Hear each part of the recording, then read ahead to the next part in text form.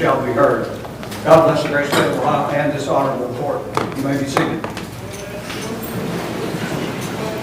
Good morning. This is the August 5th, 2024 morning docket of the Lawrence County Municipal Court. First group of cases we're going to call our review hearings.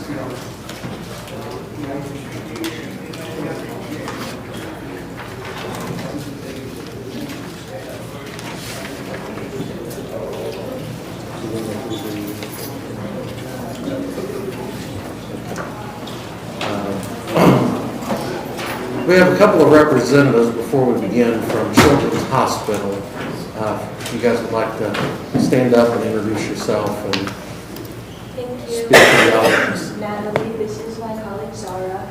We're researchers from Nationwide Children's Hospital up in Columbus. We're currently running a study looking at an intervention that may work at reducing overdoses, specifically among people involved in court. So we work with courts all throughout Ohio and with people all throughout Ohio. A few important things to note: the study is voluntary, so you don't have to participate. It is confidential, so any information you share with us is not shared back to the court. And then finally, it is paid, so say for about 25-30 minutes of your time, you will receive $25 on what's essentially a debit card that we load with money. Your participation in the study mainly just consists of taking surveys, and each one is paid for. If you complete each one, you could earn up to around $330 each over the course of 2 years. If anyone's interested, Zara and I will be in the probation office over on the left. But again, we're just running a study looking at an intervention that may work at reducing overdoses. If you're interested, just please come talk to us or ask any questions. Thank you. Thank you. Thank you.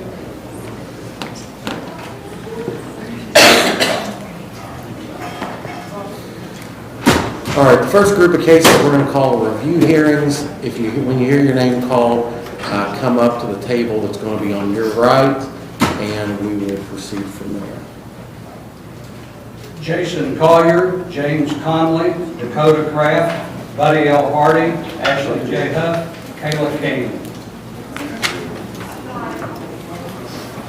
All right, first case is State of Ohio versus Jason Collier, CRB 2275, CRA 22222, CRB 21885 A and B. Mr. Collier's present, and it looks like he was drug screened this morning and everything was negative. That's good news, Mr. Collier.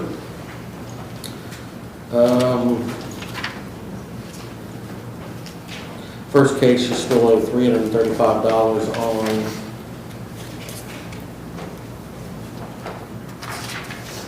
Second case, same thing.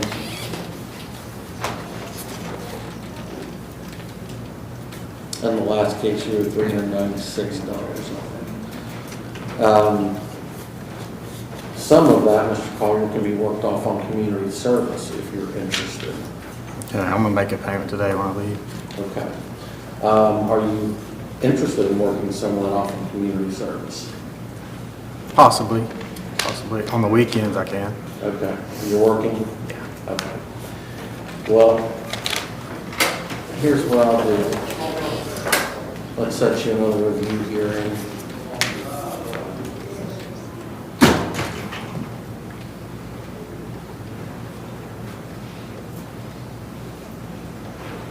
September 23rd at 9 a.m. We're going to write that down. I remember it. Thank you. I'll put it on my phone when I leave. See you back September 20th. Thank you, Your Honor. Have a good day. Thank you.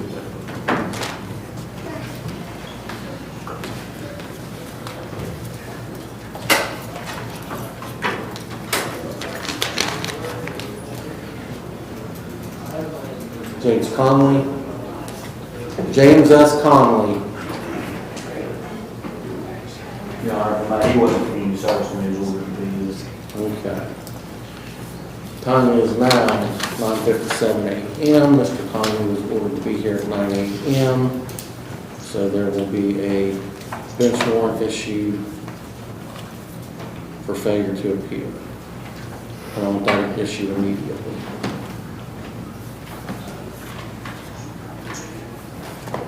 Dakota Kraft. State of Ohio versus Dakota Kraft. CRB 2320, CRB 2213. doctor is currently treating.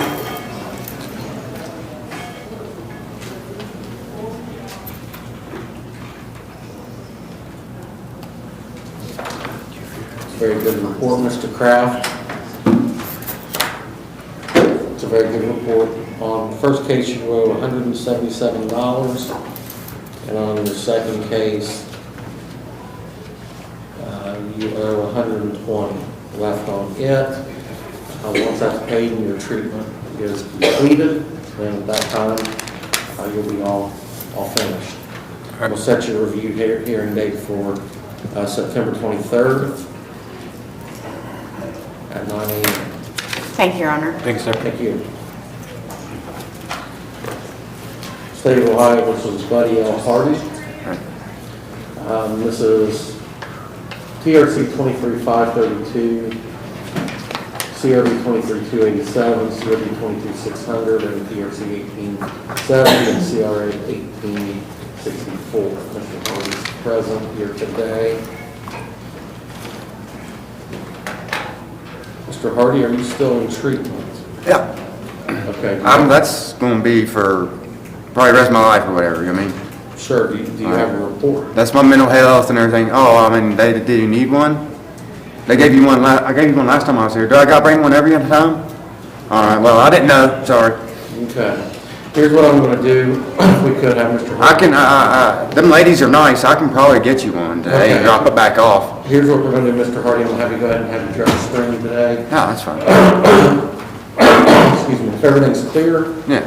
I'm going we'll to pay send you too. the review and have you I'm gonna pay. bring one the next time. I'm going to pay you on my fine today too. Okay. Cool. You would go with Mr. Cooper, or we call this later in the night. Ashley J. Huff.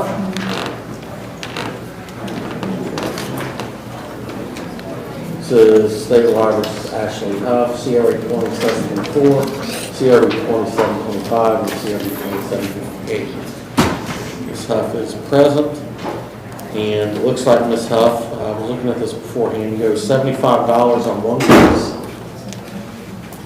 and $35 on another. You have a payment today? Yeah, pay 50 today. Okay. I'll set you a new review hearing for September 23rd at 9 a.m. Thank you. Thank you. Kayla King. Kayla King.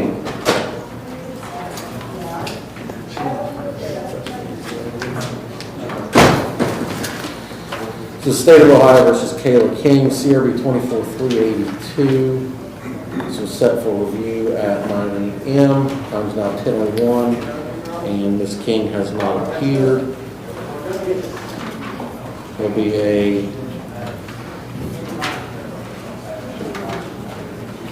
bench warrant to issue for failure to appear.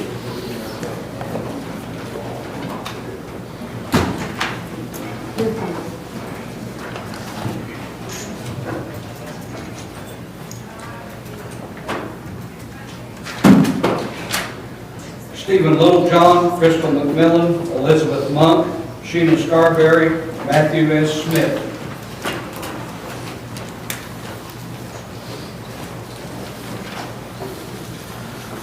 First case is State of Ohio versus Stephen Littlejohn, CRA 1054.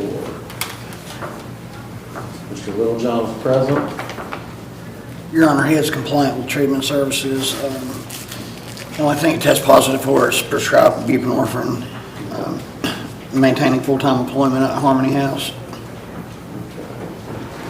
Mr. Littlejohn, that's a good report. It looks like you're down to, you owe $347 left on this case. I'll make another payment, $100 payment Friday. Okay, great. You can work some of that off on community service as well. I stay pretty busy. Okay.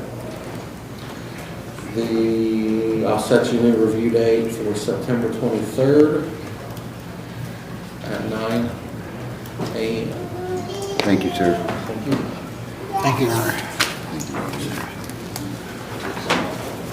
Crystal McMillan.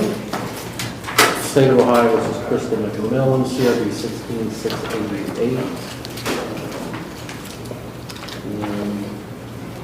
Looks like Ms. McMillan has done 12 hours of community service since her last time you were here, which is good. You're down to $40 owe you on the fine, but you still have 42 hours of community service. Are you working presently? Yes, yeah. Okay. I was going to pay off the fine Friday when I get paid, and I'll get some more community service in. I'll try to get it finished before my next review. Okay. When was your, or what days do you typically work? It switches every week, so I'm off every other weekend, and then the week I would work, the weekends that I do work, I'll work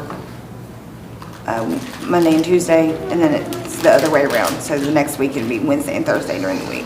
We definitely need community service workers on Tuesdays and Thursdays. Okay. If you can do community service on those days, I'm sure it would be appreciated by probation, and it would also help knock everything down. So Yeah. I'll set you a new review for September 23rd at 9 a.m. Okay. Thank you. Thank you. Elizabeth Monk, the state of Ohio versus Elizabeth Monk, TRD 2867, TRD 2167, and B.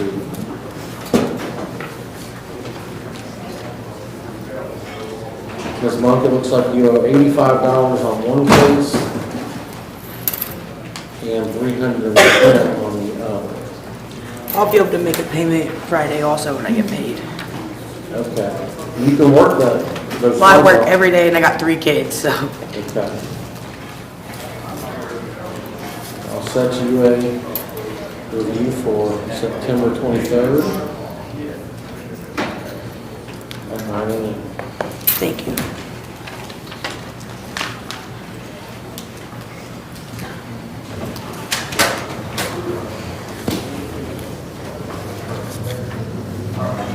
Sheena R. Scarberry? Yes, sir. All right. State of Ohio versus Sheena R. Scarberry, CRB 13463, CRB 1291, CRB 11638, CRB 10891. Your Honor, if I may, Ms. Scarberry was ordered on July 1st to have some community service done for her next hearing. She has not been here since then. Okay. Ms. Scarberry, have you done any community services you were ordered? No, Your Honor. My uncle was the one being able to bring me back and forth, but his motor has blown up in his car. So it was really hard for me to get a ride this morning. And I take a bus to work, so I'm always at work as well. But I'm trying to work on trying to get over here on the weekends at least and get it done. But I do have a little bit of money to pay on my fines today, and I'll be paying Friday again.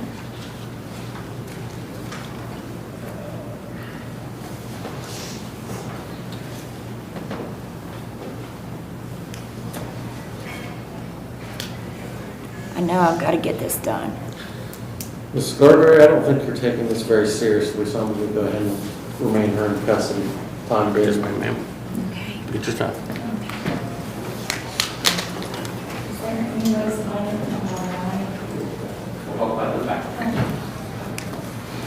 Matthew Smith. Matthew S. Smith. Time is now 10:06 a.m. Mr. Smith was cited to be here at 9 a.m. and this case is CRB 21692, CRB 15457, CRB 14553, CRB 14665, PRC 12627. There'll be a bench warrant issued for failure to appear.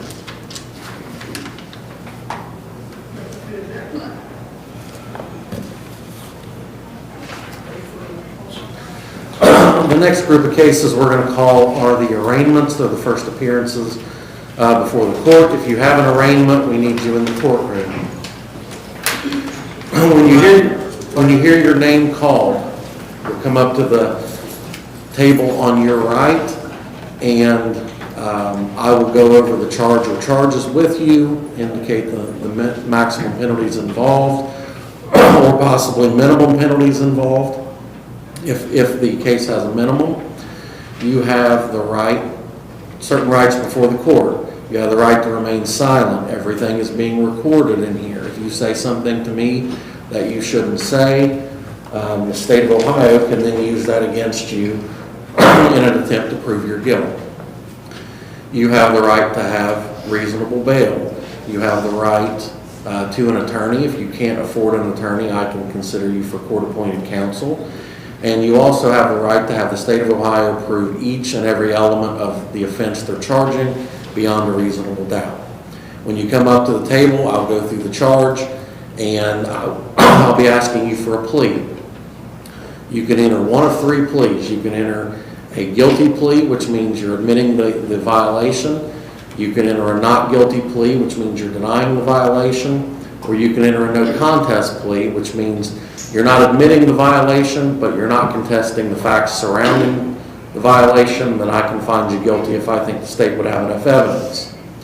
If you're unsure of what you should do, you should enter a not guilty plea, as it preserves all your rights before the court. Call first case.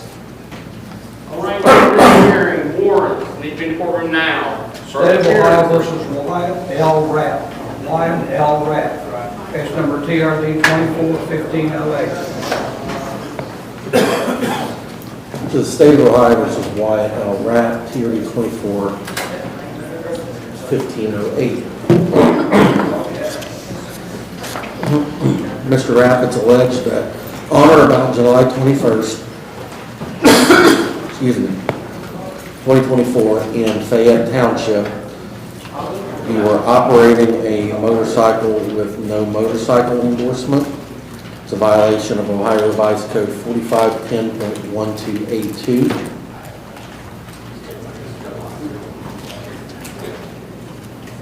As a misdemeanor in the first degree. Maximum penalty 6 months in jail, $1,000 fine. How do you wish to plead? Not guilty. All right, I'll accept your not guilty plea.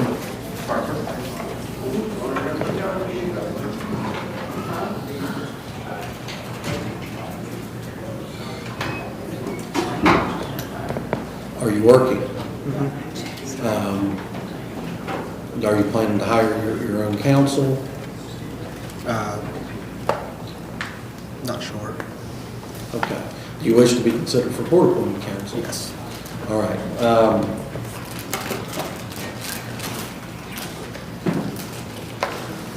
Are you paid hourly? How much do you make per hour? It's 44 an hour. $44 an hour? Yeah. How many hours a week do you get? 50. Do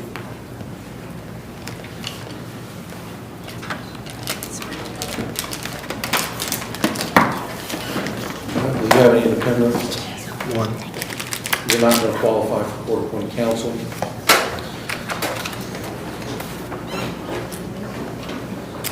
If you do you wish to have time to hire counsel?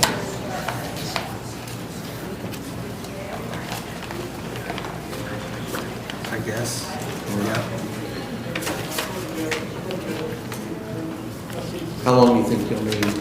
I'd just like to pay and just get out of here. But whatever. Well, you entered a not guilty plea. Not guilty means you're denying the allegation. There is no, if you're entering a not guilty plea, there's nothing that you can do with that other than I set this for another date for you to come back. You're free. If you don't wish to have counsel, you're free to proceed without counsel. But I would be setting this up, trying to give you an opportunity to see if you can get this resolved. I changed my plea to guilty. All right. Sorry. So you're admitting the violation.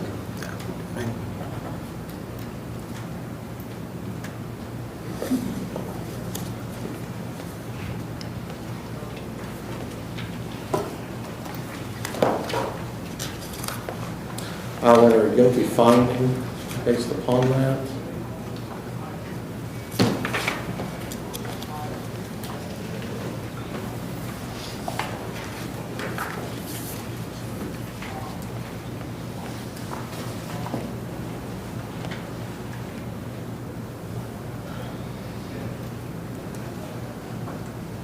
be a $150 fine in court costs. You pay that today? Yeah, I'll pay that today. You pay that today, there's no probation. Yeah. No.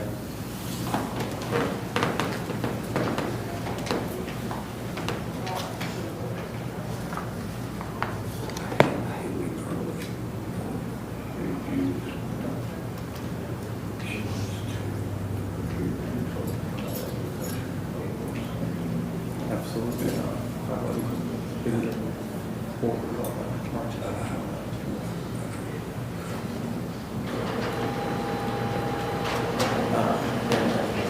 Judge Campbell will be back, and Judge Campbell's going to be here.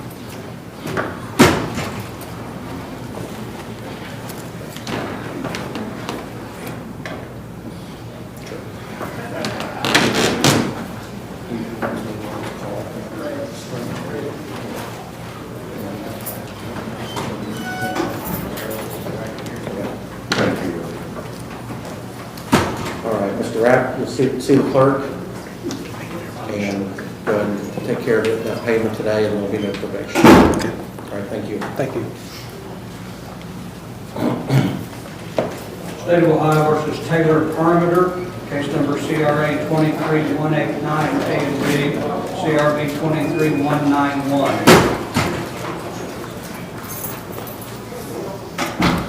All right, this is State of Ohio versus Taylor Perimeter, CRA 23189, A and B, CRB 23191.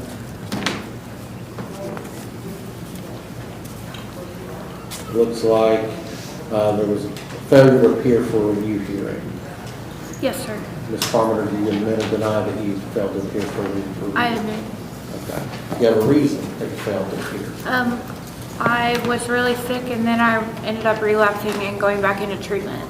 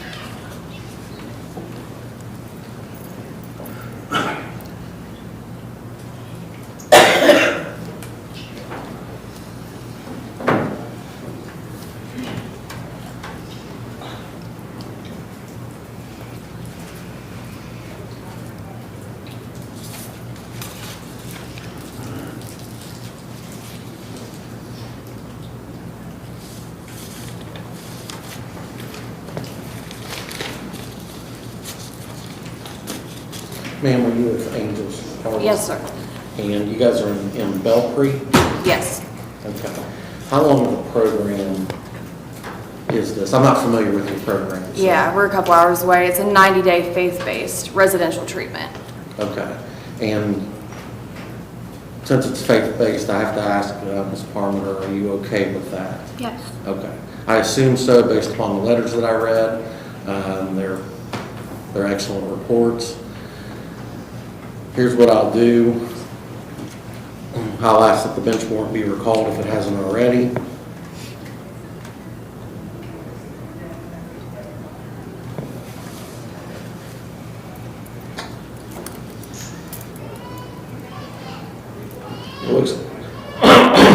Looks like you're down to $100 owed was all you wrote on the original case, but I'm going to go ahead and add, as punishment for missing your review, I'm going to add a treatment component, so you're going to be ordered to complete the program at Angels Harbor. Thank you.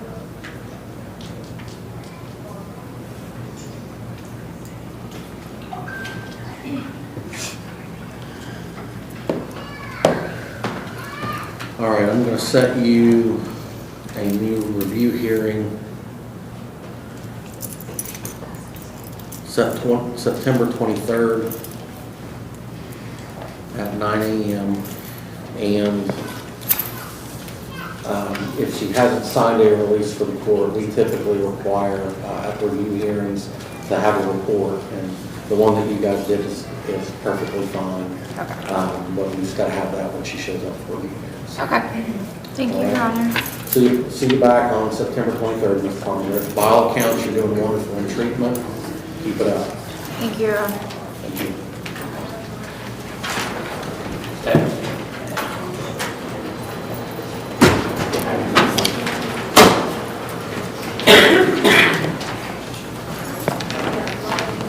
State of Ohio versus William T. Green, case number CRB 23686, CRB 23692, TRC 231715, A, B, and C. William T. Green.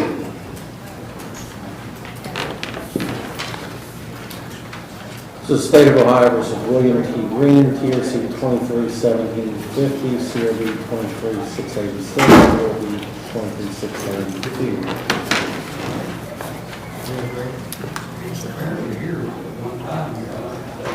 Did you call Mr. Green? I did. Yeah, he's here.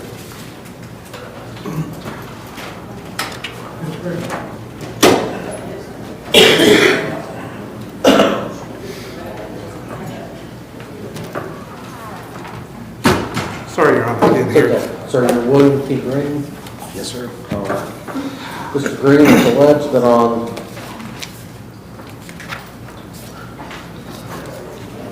July 29th, you failed to appear for a pretrial. That day, there was a bench warrant issued. Mr. Stratton, is your client admit or deny that he failed to appear? He admitted he failed to appear, Your Honor. It's not charged.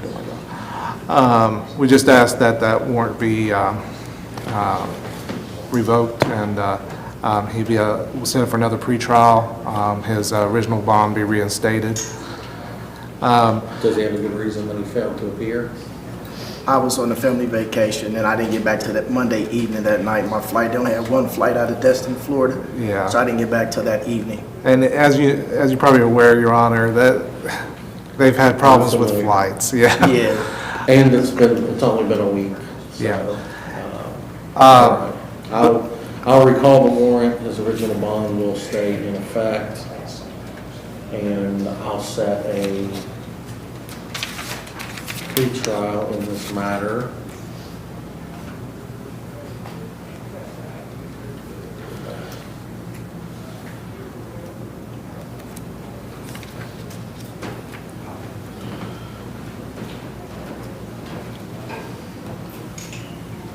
For August 23rd.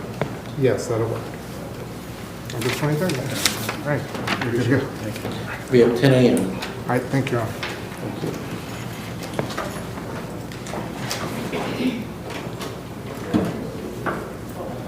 State of Ohio versus John W. Nunley, case number CRB 24471. So the State of Ohio versus John W. Nunley, CRB 24471.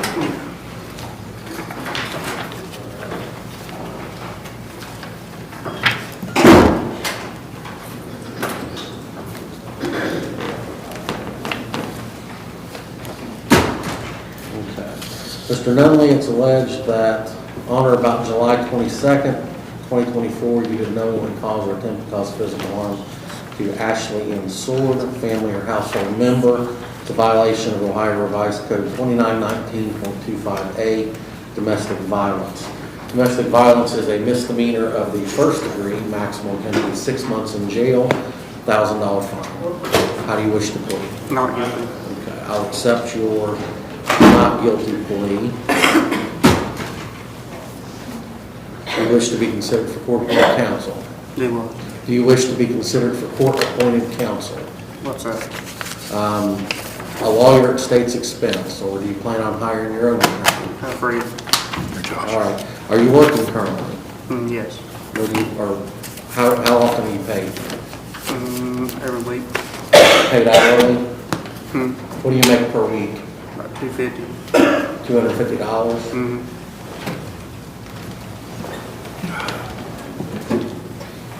qualify for appointed counsel, I will appoint Mr. Stratton.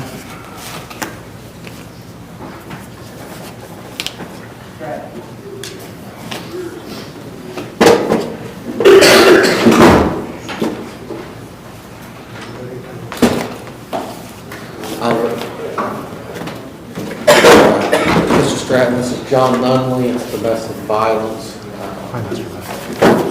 in one. Mr. Hill, the state requested protection order. Yes, Your Honor. And I believe that Jasmine is getting the file for us so we can make that happen. Okay. Mr. Nunley, do you have somewhere to go other than being around Miss Sword? I went to get my daughter, but we ain't set up an agreement to get joint custody or anything yet. Well, there's going to be a protection order issued today for the time being. Mm-hmm. That's not going to allow you to have any contact, either directly or indirectly, or over social media, text messages, anything like that with Miss Sword. Okay.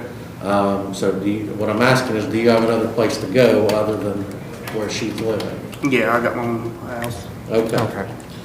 So I'll let him sign a $1,500 signature bond.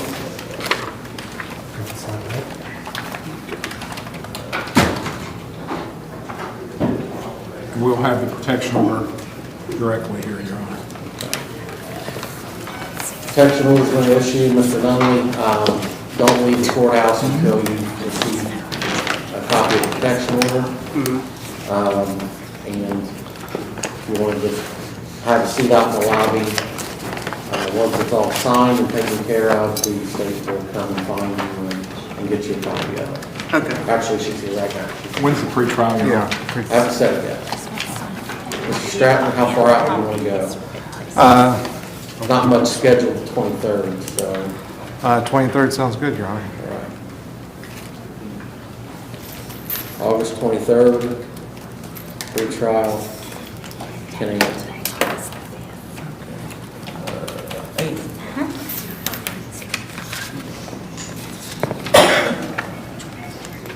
State of Ohio versus Mary Jo Deliles, case number CRB 24481.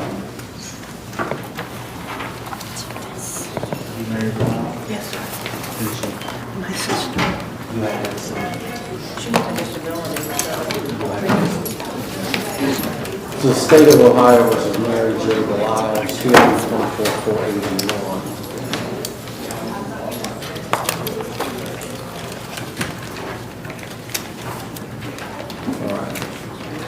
Ms. Beliles, it's alleged that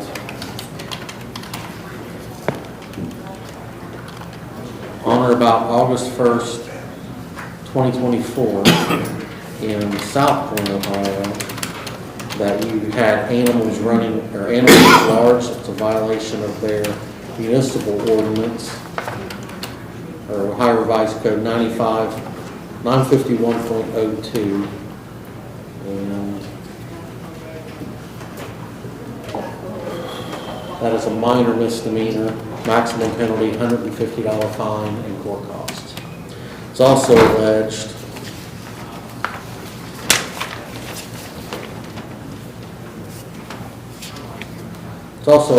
that on or about August 1st, 2024, you did, being the owner, keeper, or harborer of any dog, except when a dog is lawfully engaged in hunting and accompanied by the owner, keeper, harborer, or handler of the dog, failed to keep the dog physically confined or restrained upon the premises of the owner, keeper, or harborer by leash, tether, or adequate fence, supervision, or secure enclosure to prevent escape. That's a violation of Ohio Revised Code 955.22C, and that's failure to confine dogs, a minor misdemeanor.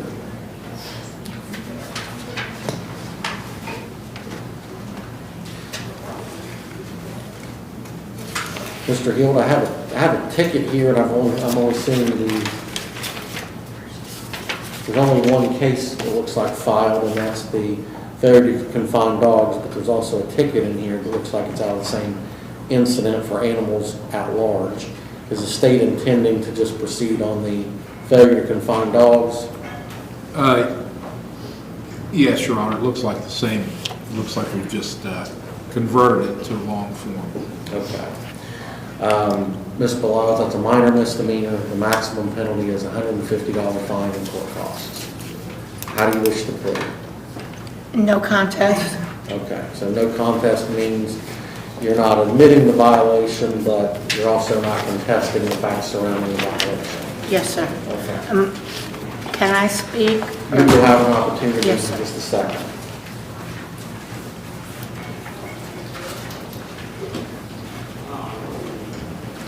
Mr. Heald, is there anything that the court needs to be made aware of on this? Your Honor, I could read the statement of the deputy who wrote the ticket. Okay. This is Deputy Matthew Chin, Lawrence County Sheriff's Office. August 1st, 2024, I was dispatched to 48 Private Drive 704 in reference to the neighbor's dog chasing the caller's son. When I arrived, I was met by a male that identified himself as Terry Bramer. Terry advised that the neighbor's dog jumped and or climbed over the fence into his backyard again. Terry advised that this is not the first time this has happened, that just a few weeks ago he had the dog warden there over the same issue. Terry advised that this time it was worse due to his 13-year-old son being in the backyard. Terry stated that once the dog jumped over the fence, the dog then chased his 13-year-old son into the house. That is becoming a major issue, that his child cannot even play in the backyard due to the neighbor's dogs. I then went to make contact with the neighbor located behind Terry's house. I was met by a female located at 37 Private Drive 702 and identified herself as Mary Beliles. Mary was advised that I was there due to the dogs jumping over the fence and chasing the neighbor's child. Mary stated that she's sorry, that she did not know that this had happened. I advised her that there is a video of the incident. I advised Mary that I needed her identification due to the incident. Mary was then cited for animals at large and released with a court date of August 5th. Okay.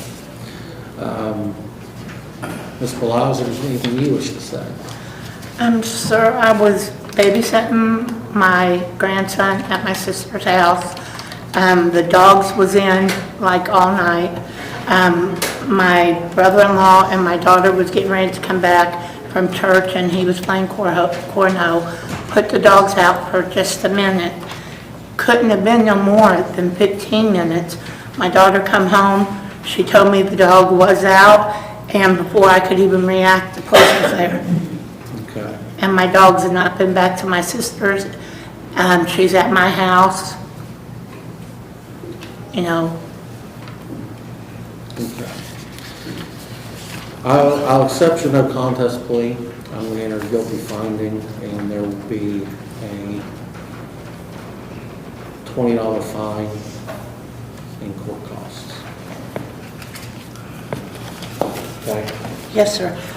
And I have tags if you need them for my Sorry? dog. Tags for my dog. You weren't charged with that. I trust that the state would have charged you if they thought that was a problem. So Thank you, sir. you're very welcome. So you'll need to see the clerk, and I need to set your review date. Yeah, review date.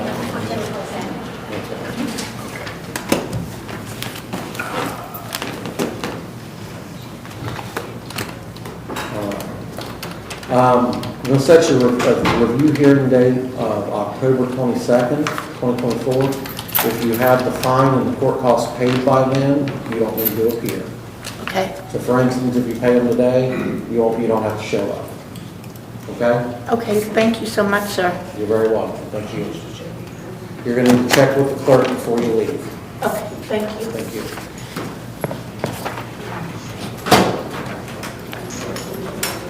State of Ohio versus Kevin Stitz, case number CRB 24483.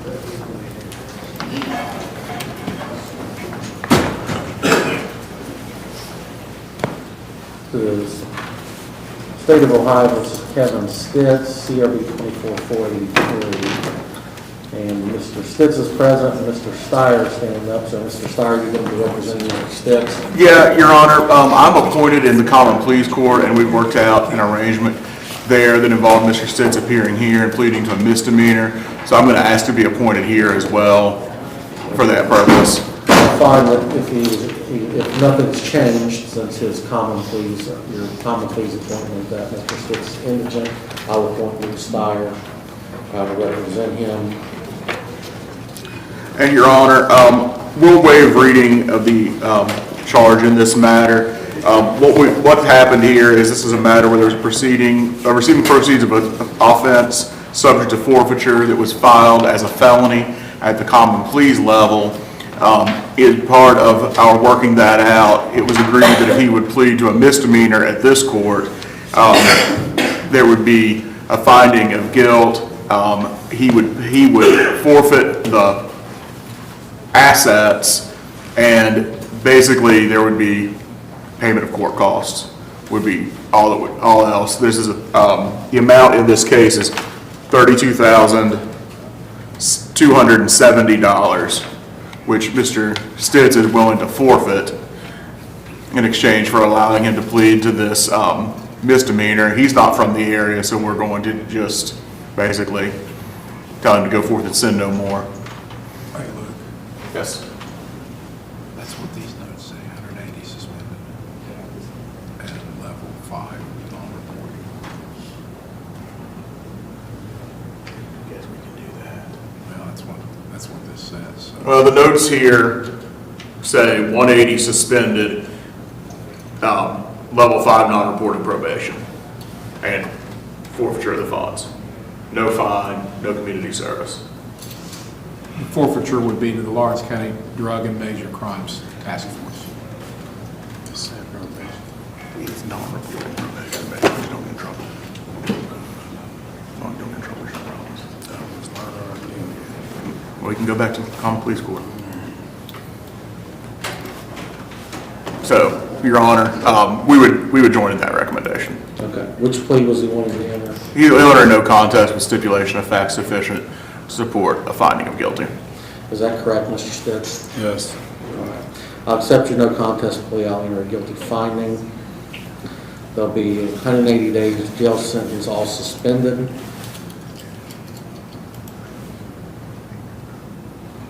I'll do a $200 fine, but I'll suspend it as well. I ordered him to pay the court costs. And there'll be 2 years, level 5 probation. And then I'll order the $32,270 forfeited to the Lawrence County Drug and Major Crimes Task Force. You already have that amount again. $32,270.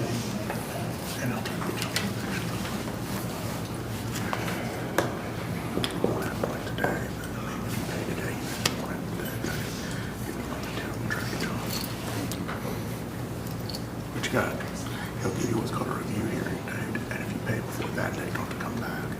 And because of this, you're not going to have to come back to the common police court.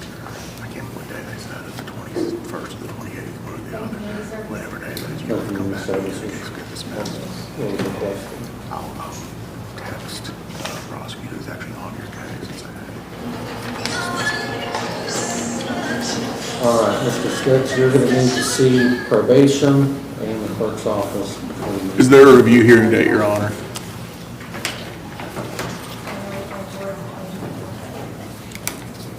I didn't hear that, I apologize. January 24th, 2025 at 9 a.m.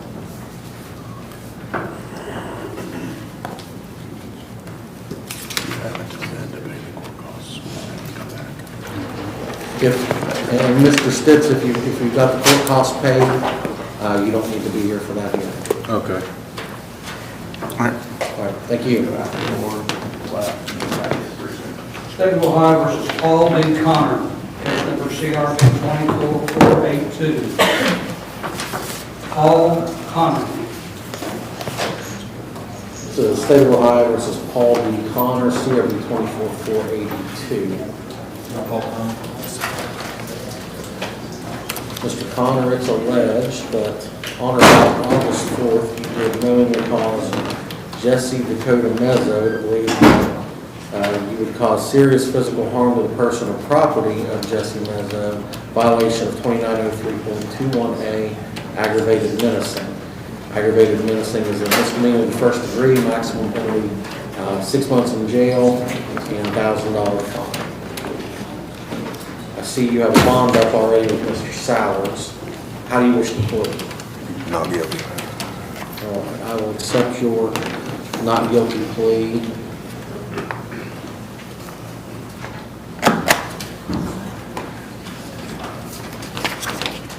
All right. Do you wish to be considered for court-appointed counsel? I don't think I get one of those. Okay. I can consider it. Are you paid hourly? Yes, sir. How much do you make per hour? 26 an hour. How many hours a week do you typically work? 48. Do you have any dependents? Yeah, girl, little baby, or daughter. Yeah, you're not going to qualify. I'm assuming then you need time to hire your own counsel? Yes, Your Honor.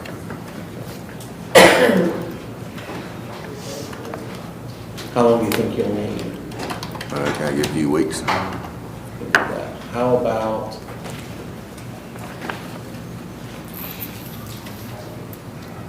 I'll give you to Friday, April 6th. Oh, excuse me, September 6th. I don't know what. Okay.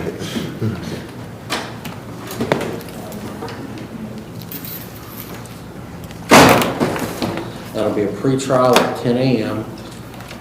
Once you hire counsel, then they will either tell you whether they're going to keep that date or move it. Stay in contact with them. If you haven't hired counsel, you'll need to show back up on that day. I will continue the bond as posted by Mr. Sowers as well. So we'll see you back on September 6th. Thank you, Your Honor. Thank you. Actually, I didn't ask Mr. Gill, are you seeking a protection order, but I figured you would have interjected there if you were. I'm sorry. We are not. We'd like to make that a condition of his bond, however, that he stay away from Mr. Mezzo. Condition of your bond is you'll be required to not have any contact with Mr. Mezzo. All right.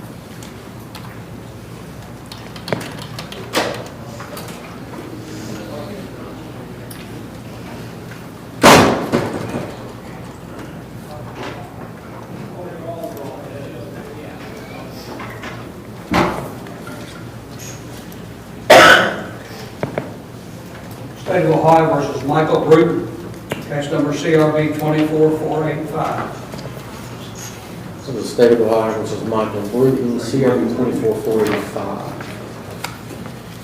Mr. Bruton, it's alleged that on or about August 2nd, you did knowingly cause Marion Holland to believe that you would cause physical harm to the person or property of Marion Holland. It's a violation of Ohio Revised Code 2983.22A1. That is menacing. It's a misdemeanor of the fourth degree. A misdemeanor of the fourth degree carries a maximum penalty of 30 days in jail and a $250 fine. How do you wish to plead? Not guilty. I will accept your not guilty plea.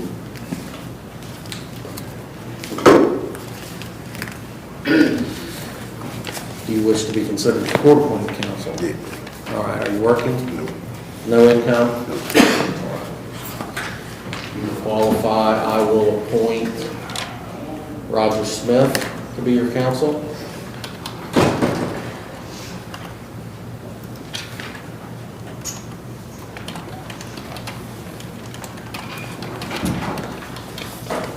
Mr. Smith, this is Michael Bruton. It's an informed menacing.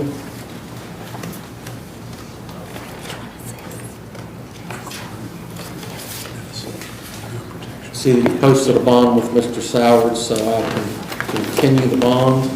Thank you, Judge.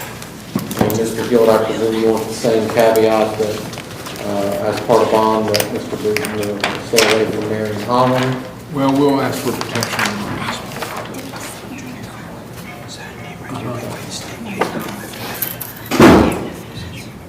Okay, we've across the fence.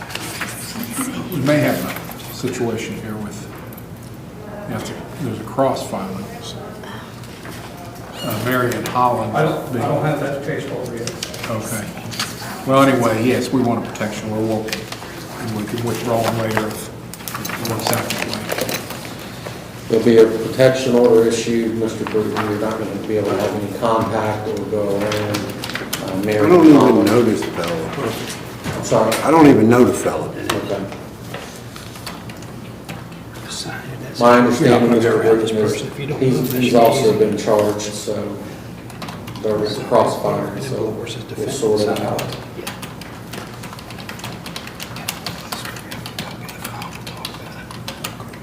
Mr. Smith, are you available the 23rd? Of this one? No, next week I'm available. Give you a copy, so should bring you that, then you're free to go. Okay. I could do the, How about September 6th?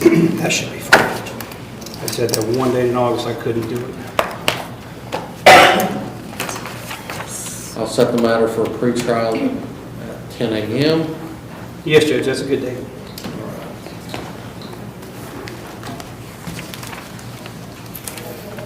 Mr. Hill,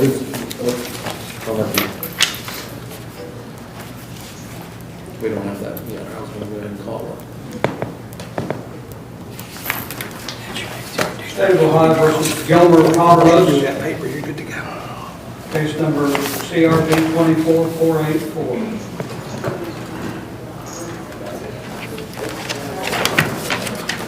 The State of Ohio versus Gilmer Pablo, CRB 24484.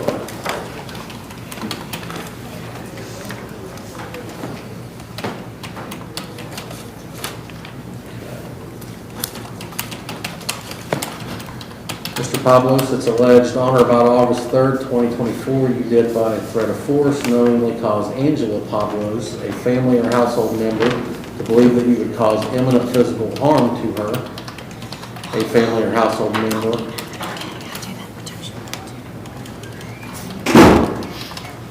And you've been convicted of a prior domestic violence offense in violation of Ohio Revised Code Section 2919.95C. That's domestic violence, and Mr. Hill, it's listed as a misdemeanor of the second degree.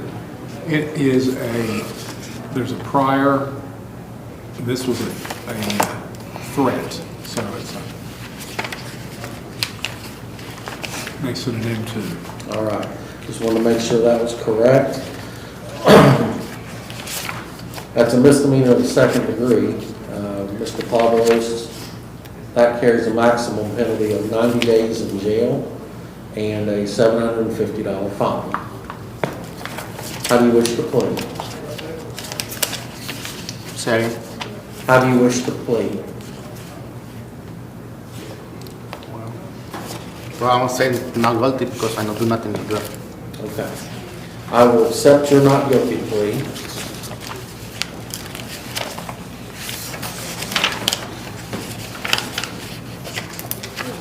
Do you wish to be considered for court-appointed counsel?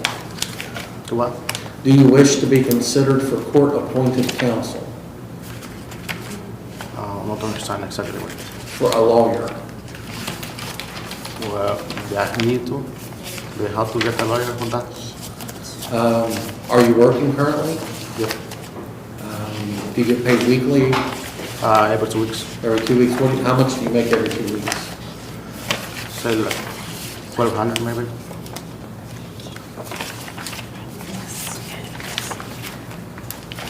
Do you have any dependents? I have kids. You have kids? Okay, you qualify.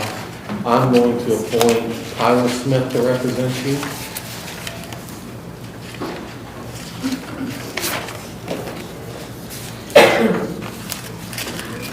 For you have a request for protection order here. Yes, Your Honor.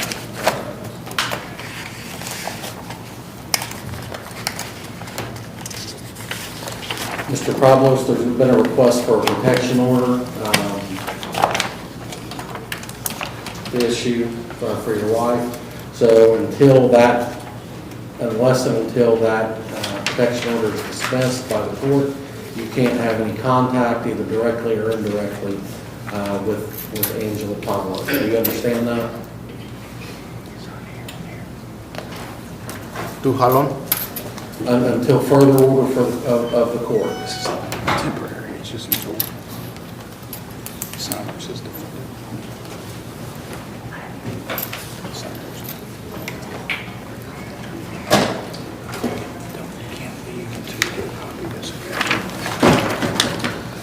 Mr. Smith, how's your calendar for August 23rd?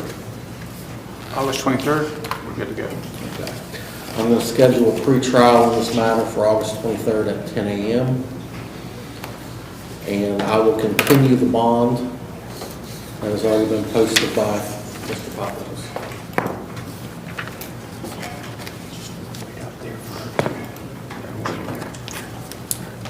All right, thank you, Your Honor. Thank you, Mr. Smith. Thank you, Mr. Poppins. State of Ohio recalls Buddy L. Hardy, case number TRC 23532, ABC&D, CRB 23287, and others.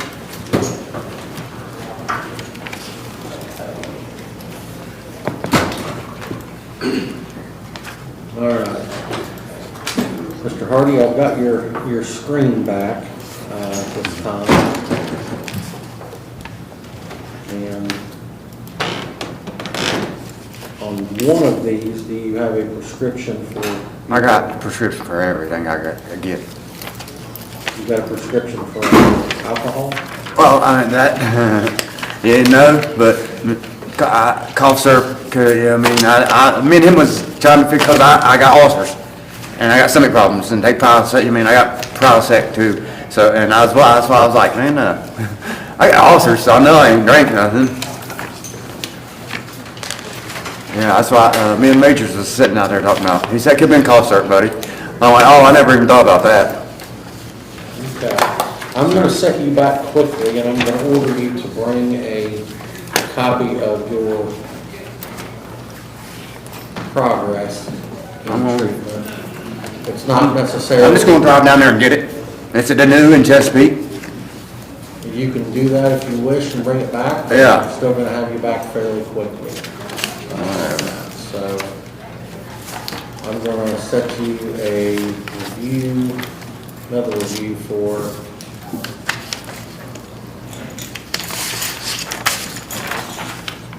August the 12th. We'll need you back on August 12th and bring a progress report. Even if you bring one today, I want another one on the 12th. No, I ain't gonna bring it in. Okay. I got stuff to do. I gotta go to Elite and I got a GED I bought on online, because that's the only way I can seem to find my results. And I'm getting into Elite Welding down there Academy. In September I start that. That is good. Good. I'm glad you're better Yeah. yourself. We'll see you back August 12th. This foot got, I mean, when I went to the county got infected and set me back a little bit, that's why. You're okay. We'll see you back on the 12th. All right.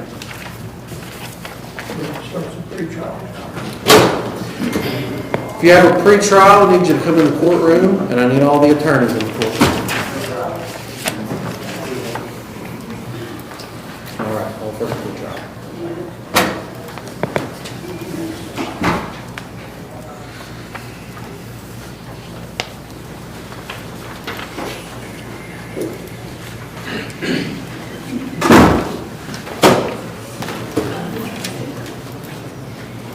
Pre-trial, yeah, pre-trial.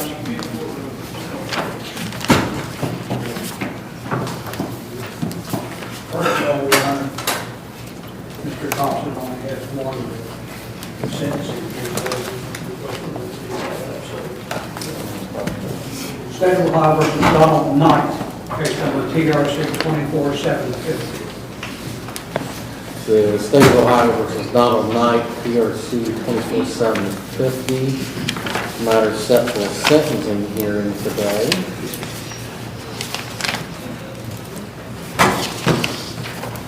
Yes. Mr. Knight is in recovery program at Bethesda outpatient. Yes. He's compliant at this time. Okay. And I think he just has a couple more sessions. That doesn't mean he's got more sessions. So when do you want to come back? Can we come back in a month, Your Honor? We can come back September 6th. For sentencing. 10 a.m. Just writing my number. defendant's request. Thank you, Your Honor. Thank you. Very good. State of Ohio versus Kerry DeVault, case number CRB 24275. So the state of Ohio versus Kerry DeVault, CRB 24275. And I see Mr. Tyler Smith is present, but I cannot see his Ms. DeVault. He was not supposed to come today. This is a 9-day continuance. If there weren't any further problems, he wasn't required to show up, and there haven't been any, so it should be dismissed today. Has the court cost been paid? There were no costs to be paid. Without call, I see it now. Okay, matter be dismissed. Thank you, Your Honor. Thank you, Your Honor. Thank you.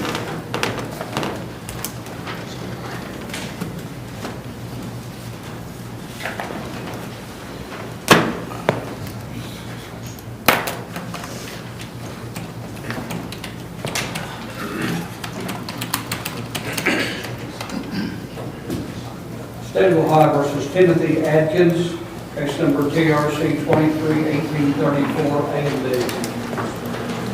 So the state of Ohio versus Timothy Atkins, TRC 231834 A and B. Mr. Atkins is present, which is Attorney Mr. Salata, and state's represented by Attorney Philip Keel, except for present. Judge, this is one we're not going to be able to get resolved, it doesn't look like. We can probably go ahead and get a trial date. If you want to set it for one last pretrial before trial, that's okay too, just to see if we've come to any resolution.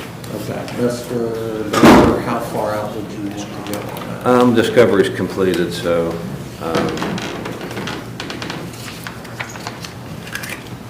can we have a final pretrial maybe on September 9th?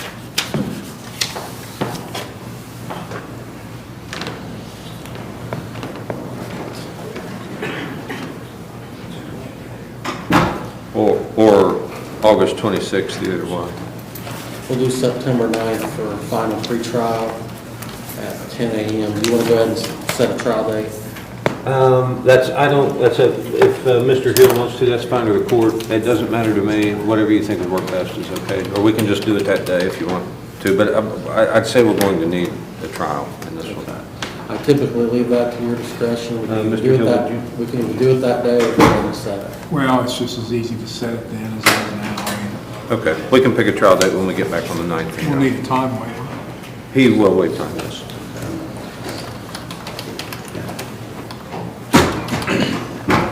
All right, September 9th for final pretrial, 10 a.m. Thank you, Your Honor. Thank you. Thank you, Mr. Barber. Your Honor, on the Donald Knight case with Mr. Thompson, you can't be here on the September 6th date. You said you can't be here on September 9th. Yes, we can change that to September 9th. Thank you. Give us a call.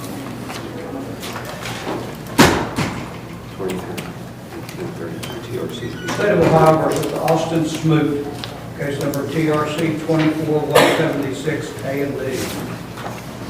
So the state of Ohio versus Austin Smoot, TRC 24176 A and B. Mr. Smoot is present, his attorney, Mr. Delauder, state's represented by Frank Phillips, set for a pretrial. Judge, we were last here on August 5th. At that time, we had a discussion on the record about Mr. Smoot's continued involvement in treatment. We've indicated at that time for the court that we'd hoped he'd continue to make progress, and if so, we'd look toward resolving this today without the need for jail time. I do have a new update dated August 2nd from RRS indicating that Mr. Smoot continues to do well. He's been a model client. He's made extensive progress, and he's been in treatment now since February this year. I believe Mr. Hill's agreeable today to proceed to resolve it. Is that correct, Mr. Hill? It seems as if he's made significant progress. Yes, he has. That's confirmed by his treatment representative. So, yeah, what we agreed to, Your Honor, back when Mr. Smoot pled guilty on April the 1st was that we wanted him to be successful in treatment. And if he gained a significant amount of recovery because of going to treatment during the time between then and now, that we would be willing to ask the court to treat this as lower than what it was initially charged. So we would be agreeable to treat it as a first offense, and given the amount of commitment that he's made to the process of recovery. Okay. First offense. I'm sorry, can I get that case number? Yeah, TRC 24176 A and B. 176? What it says on the ticket. Okay, that's what I've got too.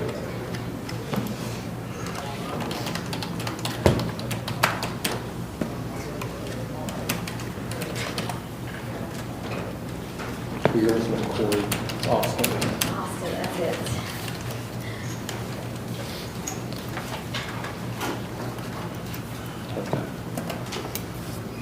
Mr. Hill, was that a first offense, high or low test? Low test. All right. Mr. Delauder, ready to proceed? Is there agreed upon recommendation, or was it just as the typical? Your Honor, I think the contemplation was that it would be a typical first offense sentence, with the exception that part of Mr. Smoot's probation would be that he maintain sobriety and continue with his treatment. All right. Based upon the representations to the court, I am going to sentence in accordance with the agreement. So there will be 20 days jail, all suspended, to the 3-day VIP school.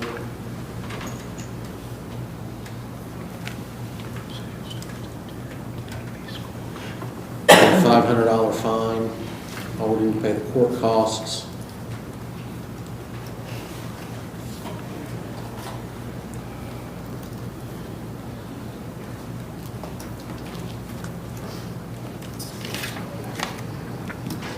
Since it was originally a high score, I'm going to order 45 hours of community service.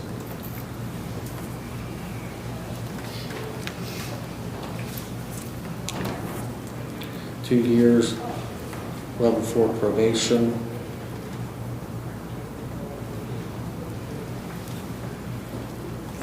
Be a driver's license suspension of 6 months, and that will date back to the date of the offense.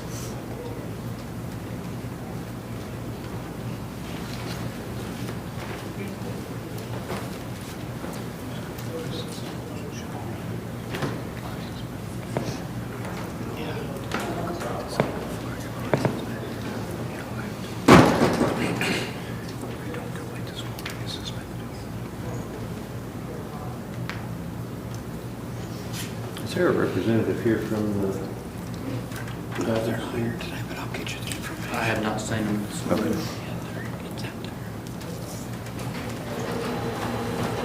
All right.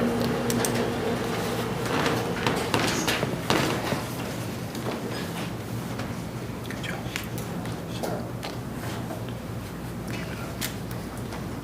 He's really taking it serious. And Mr. Hill, there was a B case, looks like it was a failure to control.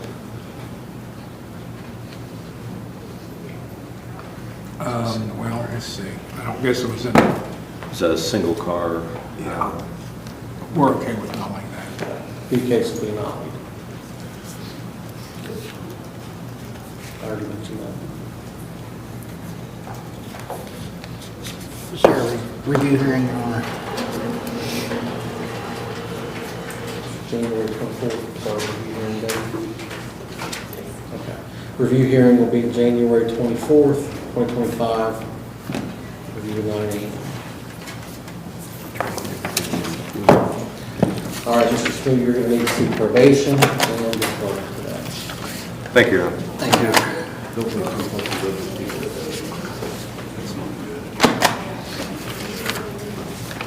State of Ohio versus Corey Smoot, number TRC 24-1544 A and B. The State of Ohio versus Corey Smoot, TRC 24-1544 A and B. Mr. Smoot's present with his attorney, Mr. Delauder. Matter set for a pretrial trial. Your Honor, I've discussed this with Mr. Gibb during pretrial conference, and it's my understanding that this Mr. Smoot wants to change his plea today to guilty on the recommendation of the state that it be treated as a first offense for sentencing purposes. As the court will notice, the alleged prior in this was over 15 years ago. Yeah, 2007. Mr. Hill? Yes, Your Honor, and also, this was a situation that while we believe we have a very complete case as far as the observations of the officers, it's an A-ride type case, and so there are always questions in a situation like that. So we are in agreement just to treat it as a regular first offense, as opposed to the adding on the enhancement for the prior within 20 years.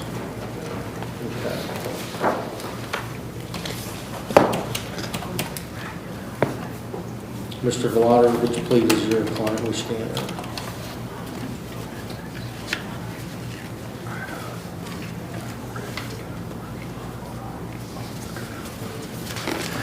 Your Honor, he'll enter a guilty plea. Okay. Accept the guilty plea. I'll enter a guilty finding.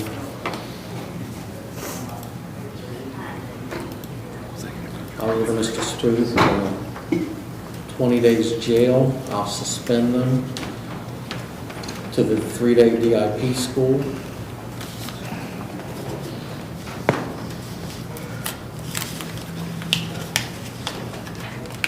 There'll be a $375 fine, a 6-month license suspension. That'll be from today's date forward. 30 hours of community service. Yes. And Your Honor, it's been longer than 15 days, and Mr. Smoot does work. We'd be willing to grant him occupational driving privileges during the term of his suspension. If he can show proof of insurance, we'll Yes, sir. grant that as a matter of choice. Just prepare an entry for me. Yes, sir. And did you have proof of insurance? 2 years level 4 probation. Also, Your Honor, he did have insurance when the alleged offense occurred. I'll have him bring that also before he leaves today. Can you get proof of that? Yes.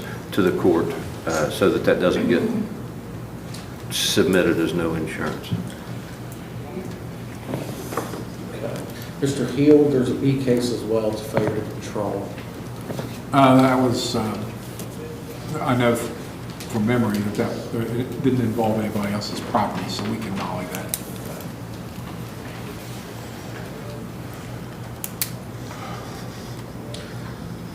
Review hearing, January 24th, 25 at 9 a.m.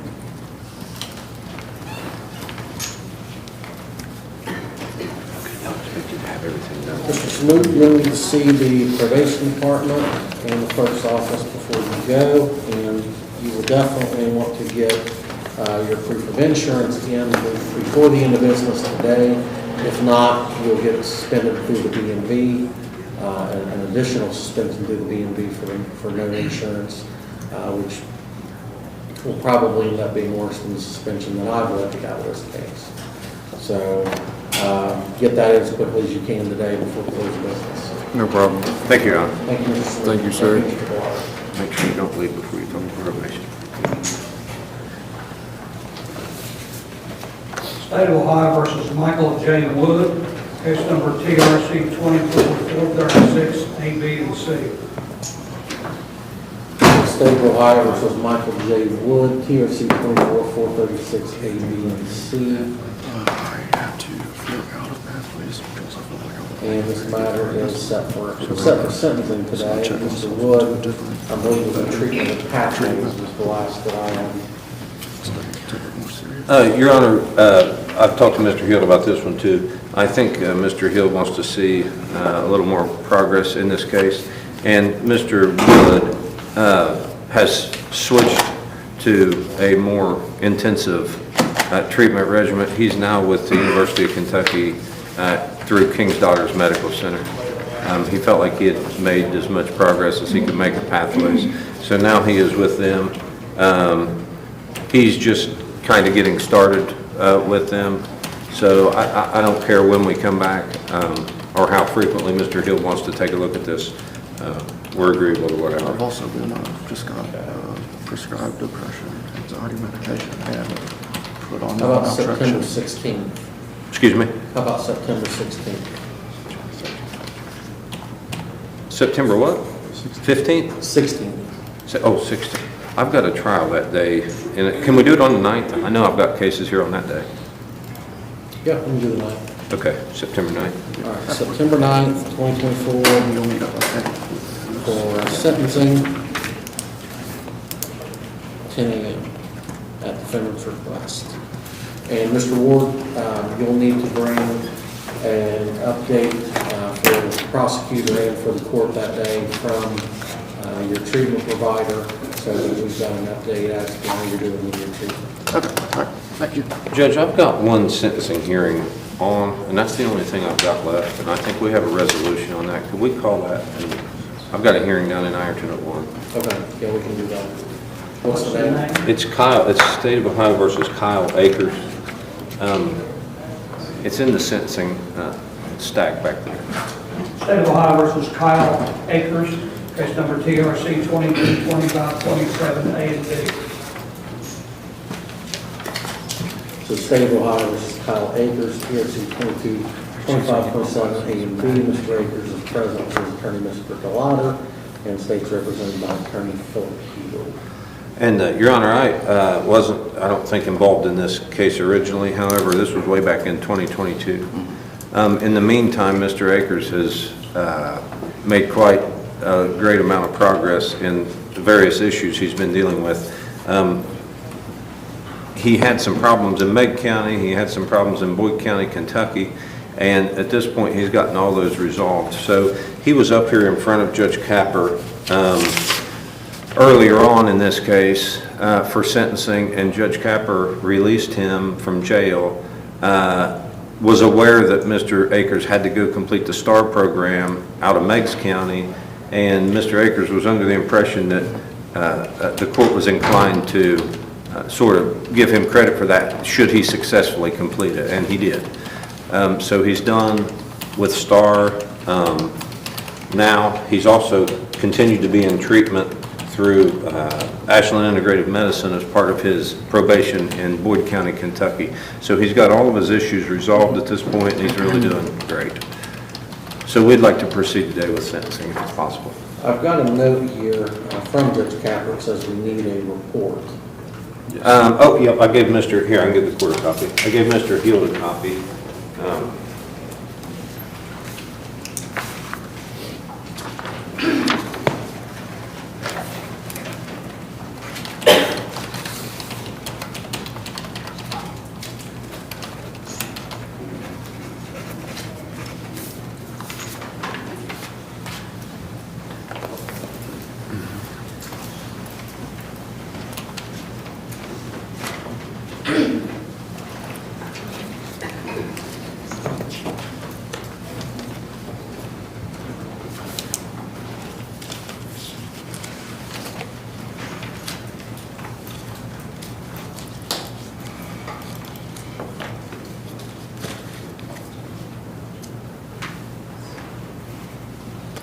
Okay.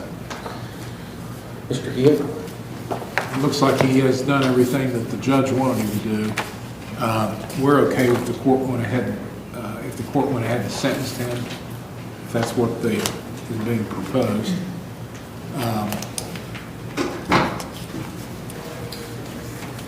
Second offense, so we would not be opposed if the court were to sentence him as a first offense. Okay. Under the A1A section? Yes, Your Honor. And I think, my understanding of what was contemplated was that if Mr. Akers did what he was supposed to do, that would stand in the place of the DIP school, since he completed STAR, which was a much more intensive program. He was there for 4 months or more. 6 months. 6 months Almost 6 total? months, yeah. Almost. Okay. Mr. Hill? Right at Any 6 objection? months. We're not opposed to that.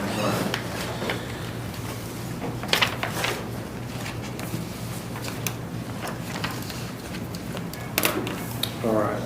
There's already been a plea entered in this, so it'll be, sentence will be 20 days jail. I'll suspend it. I'll allow Star to move in a 3-day program, since that was apparently agreed to quite some time ago when we didn't have a treatment program here in Lawrence County doing that. There'll be a $500 fine.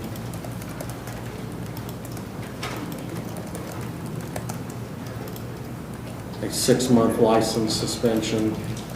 So it goes back to that.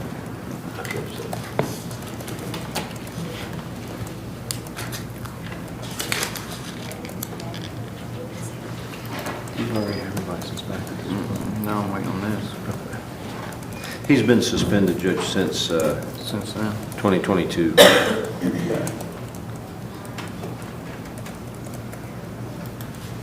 I'll date it back to 2020, to August, or October of 2022, the date of the offense. Okay.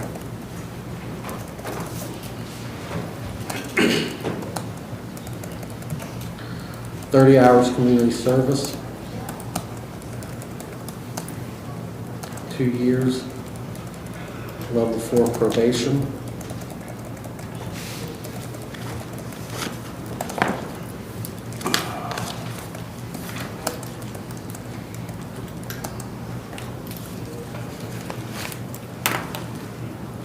And on the B case, there are audit court costs as well. And on the B case, there'll be a $20 fine. Mr. Akers, I'm encouraged at how well you've done. I'm also encouraged by the update report that we got today. It seems you've really kind of turned the corner, so keep that up going forward. Hopefully, you know, this, going through this can be something positive in your life. It's not designed, you know, here to pile on you, but, you know, you've done an excellent job, and that's why you're getting the break that you're getting on this. There'll be a review hearing set for January 24th, 2025, 9 a.m. for review. All right. All right, you'll need to see probation and the clerk before you leave today. All right. Appreciate it. Thank you, Your Honor. Court is going to take a brief recess, and Judge Capper has arrived, and we'll be back out here shortly.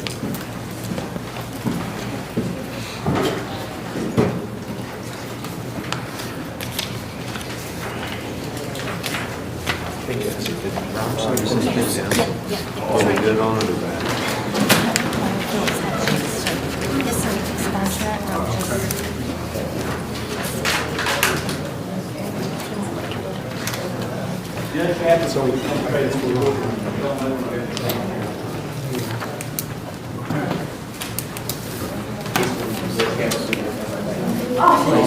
I'm gonna guess by the black paper that it's in good shape.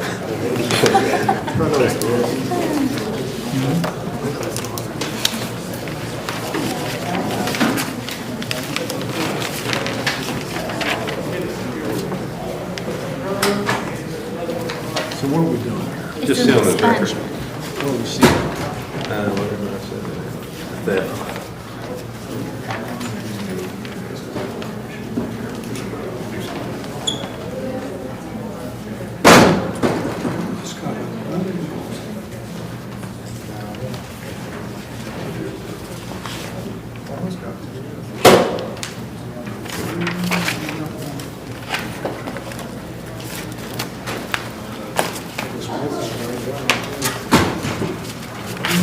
So look okay.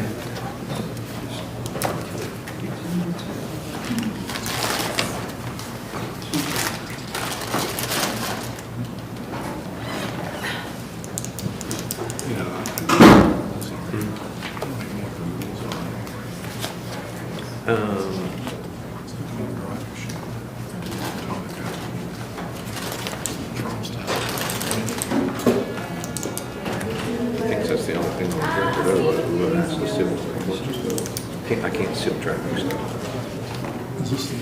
Yep. Oh. No, I forgot,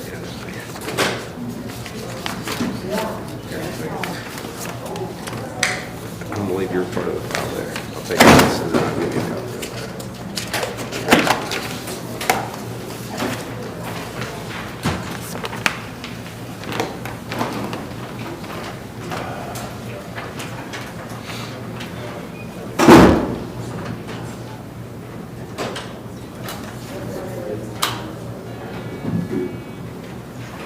Have your attention, please.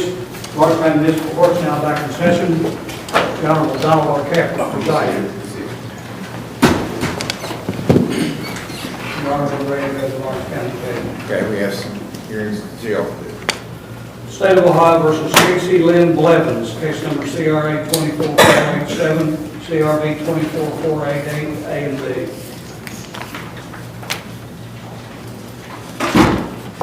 All right, so we've got new charge. Ma'am, are you Casey Lynn Blevins? Can you hear me, Miss? I didn't hear you. All right, Miss Blevins, I'm Judge Capper. Can you hear me? Yes. Okay. This is your arraignment hearing. The purpose of the arraignment is to tell you what the charges are, what the possible penalties are for those charges, take a plea if it's not a felony, assign counsel, set a hearing date. You have a right to remain silent. You don't have to say anything about your case. You don't have to say anything at all. But if you choose to make statements, what you say is all on the record. So if you admit something about your case that the state can use, they can use that admission against you. You have a right to have an attorney, to have one appointed if you can't afford one. You have a right to be considered for bail and to make the state prove these charges beyond a reasonable doubt. Do you understand those rights? Yes. Case number 24487 alleges identity fraud, that on August the 3rd in Fayette Township, without the right to do so, you did hold yourself out as another person with the intent to represent that you were that person. That's a felony 5, maximum penalty a year in jail, $2,500 fine. Case number 488A alleges that on August 3rd in Fayette Township, you tried to deprive Walmart of property without their consent. That's a first-degree misdemeanor theft offense. Maximum penalty 6 months in jail, $1,000 fine. 488B alleges, same time and place as the others, that you, without the right to do so, trespassed on property of Walmart without their consent. That's a fourth-degree misdemeanor, maximum penalty 30 days in jail, $250 fine. Do you understand these 3 charges? Yes. And copies of these were faxed to the jail this morning about 15 minutes ago. So if you don't have them, they should be there at the jail for you to receive. Do you have the money to hire a lawyer to represent you? No. Do you have a job? No. Mr. Smith, I'm going to appoint you to represent Ms. Blevins. Yes, sir. So your lawyer is going to be Roger Smith. He's here in the courtroom. I'm appointing him to represent you. And so now we're going to consider bond. I've got a Bradley Road address for you in Huntington. Is that correct? What was the address? Bradley Road. It's actually 605 Buffington Street. That's also Huntington, right? That's Huntington? Huntington, yes. 25702. What's the state's position on bond for Ms. Blevins? State would request a $2,500 cash and surety bond. Judge, if I might call up to the jail and speak with her, I'll see if we need to revisit bond. Okay. Do you think you can post a bond, ma'am? No. No bond? Okay, I'm going to set her bond at $2,500, cash or surety.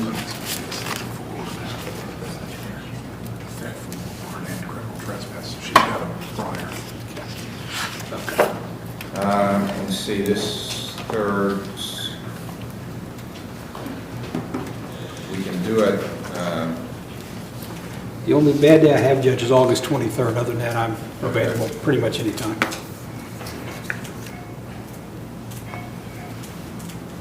I'll set it for August 12th. That'd be fine. And I'll let you know if we have to revisit. Only 10 o'clock. Do you want the court's file? If I may, Barton, I'll let you know if we need to revisit. Barton. All right. Ms. Blevins, your lawyer is going to call down and talk to you on the telephone line, so you're not appearing in the court. You're on a television monitor right now, so everybody in the courtroom can see you and hear you. He's going to call you in a few minutes and talk to you about If you have to keep you, I'm going to call right now, so maybe just put her back. I'll call right now. Your next hearing is a week from today at 10 o'clock. State of Ohio versus Marion Holland, case number CRA 24486. And Matthew Under is on that. Marion Holland.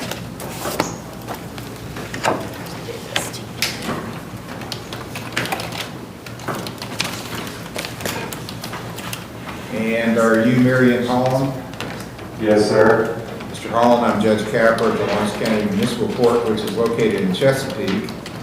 You are appearing in the courtroom on a television monitor by teleconferencing. What you say and your image is all being recorded, so if you make some statements that are damaging to your case, the prosecutor could use those against you. You have a right to remain silent. You don't have to say anything. You have a right to have an attorney, to have one appointed if you can't afford one. You have a right to be considered for bail and to make the state approve the one charge against you beyond a reasonable doubt. Do you understand those things, sir? Yes, sir. So the charge against you is aggravated assault. It alleges that on August the 2nd in Fayette Township, while under the influence of sudden passion or in a sudden fit of rage, brought on by serious provocation occasioned by the victim, that you knowingly caused or attempted to cause physical harm to another person by means of a deadly weapon or dangerous ordinance. That's aggravated assault. It's a 4th-degree felony. Maximum penalty is 18 months in jail and a $5,000 fine. And a copy of this charge was faxed down to the jail this morning at 10:45, so over a half hour ago. So it should be there at the jail for you, a copy of the charge.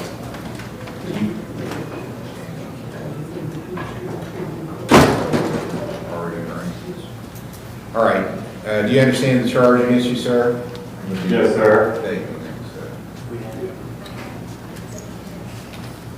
So this will have to go forward then. Do you have the money to hire a lawyer? No, sir. Do you have a job? No, sir. Do you have no income at all? You're right, sir. Okay. Mr. Morford, I'll appoint you to represent Mr. Holland. Now, I understand there was a co-defendant. They must be charged with a misdemeanor. Yeah, that was menacing. Okay. It was set, as I understand, set for September 6th. We've got to come back here sooner because this is a felony. We have to come back for a preliminary hearing. Well, first, let's get to what the state's position is on bond. Well, I guess we'd like to know if there's a bond that he thinks he can meet. He has a South Point address. Is that correct, sir? Yes, sir. You live in South Point. Do you think he can post bond? No, sir. Unless I talk to my dad.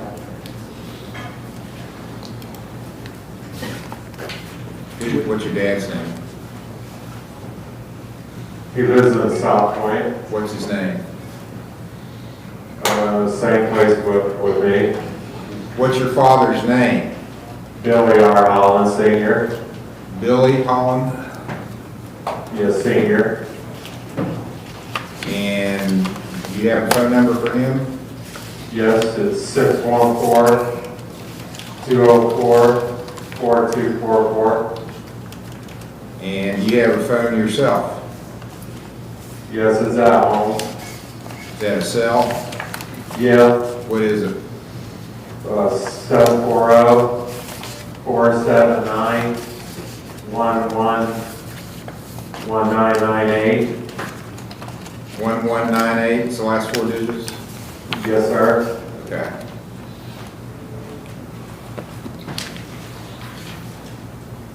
So I'm assuming there's a request for a protection order? also? Yes, yes, Your Honor. I don't see it in the body of the complaint. What's Michael Bruton, Michael, Bruton, B-R-U-T-O-N. is there any problem for you to stay away from Michael Bruton? No, sir. Okay, so I'm ordering you to do that.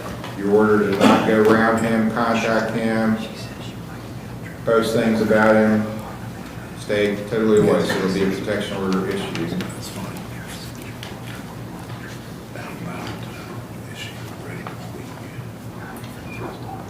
Okay. I'm sorry, Your Honor. That's fine.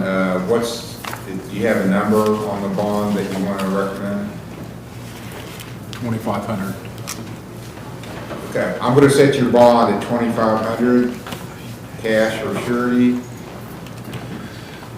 We'll let Mr. Morford call down and talk to you. You can also, I guess, contact Mr. Sowards and maybe the auditor, see if he's going to post. Do you want to do that before we set a hearing date? Because the co-defendant is set way not within 10 days. Judge, if you don't mind, let me have a chance to call all 3 of those. And you'll bring the file back. Yes, sir. Okay. Your lawyer's going to call down, talk to you about issues on bond as to whether you can get out or not, posting bond. Then after that happens, I'll set your next hearing date. So we'll have you back you'll come back on the screen after you talk to your lawyer. Okay. State of Ohio versus Matthew Unger, case number CRB 21904, and Nathan Wiles is on deck. Sir, are you Matthew Unger? Yes, sir. All right, Mr. Unger, it's alleged that you had failed to appear for a review hearing on September 23rd of 2022. It's on a theft offense from Walmart. A warrant got issued for you because of that, and looks like that's why you're in jail. Do you understand the allegation against you? Yes, sir. Do you admit or deny you failed to come for your review hearing? I admit. Do you have a good explanation for not coming to your review hearing? I got an honest explanation. I wanted to, at the time, I just wanted to get high. I let the disease of addiction do the best of it. Well, I see that I sent you went to some addiction treatment.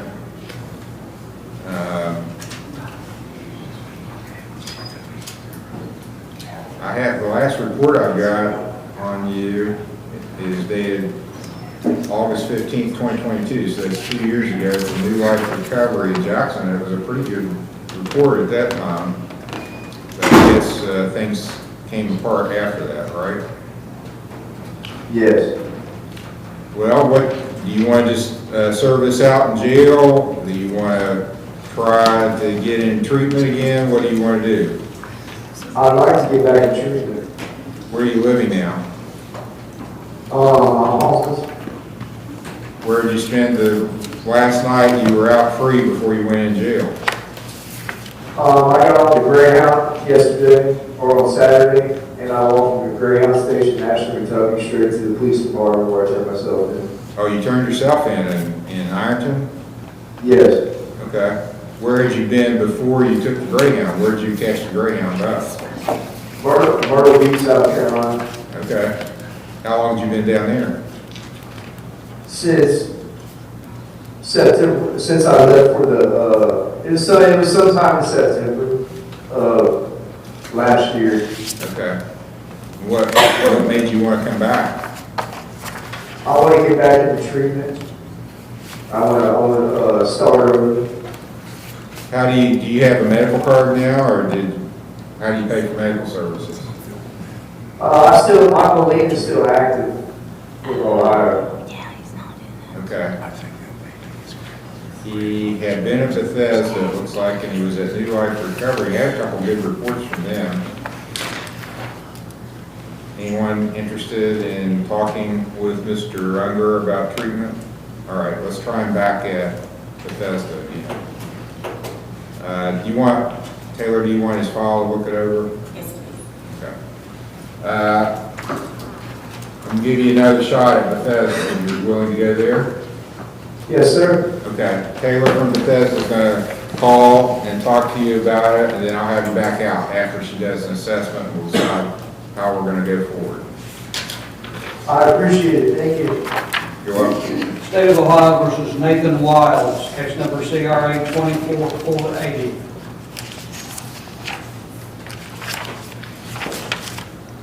This is on an extradition.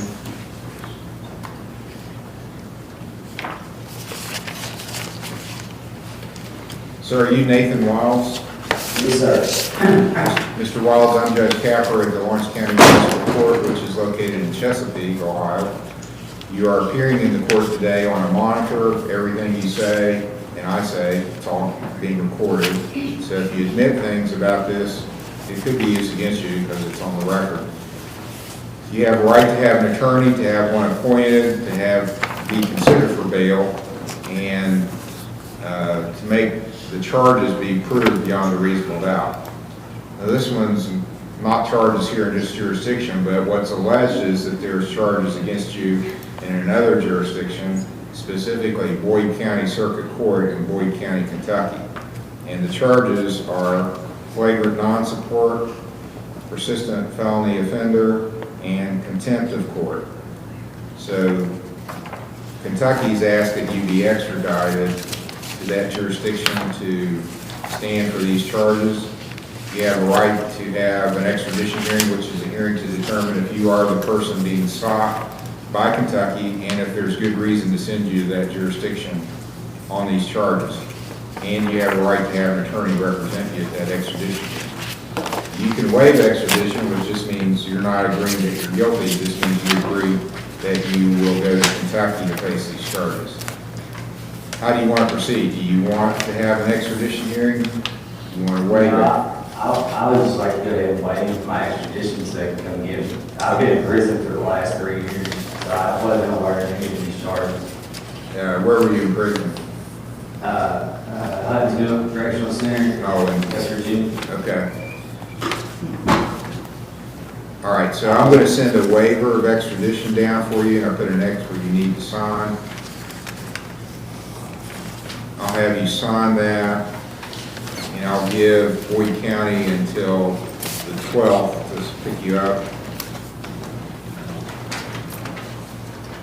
And I'll have them held without bond. They ask for no bond.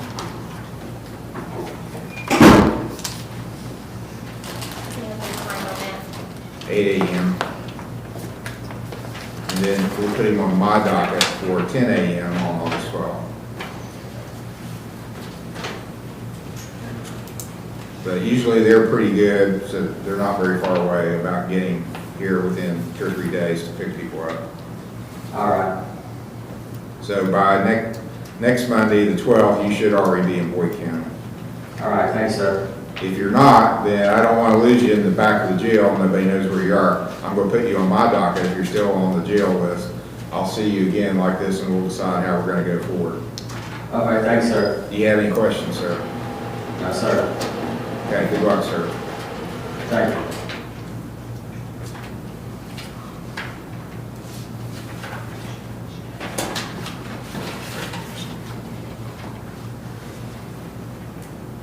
So the jailers listening in, Boyd County should be notified that he's available to be picked up immediately.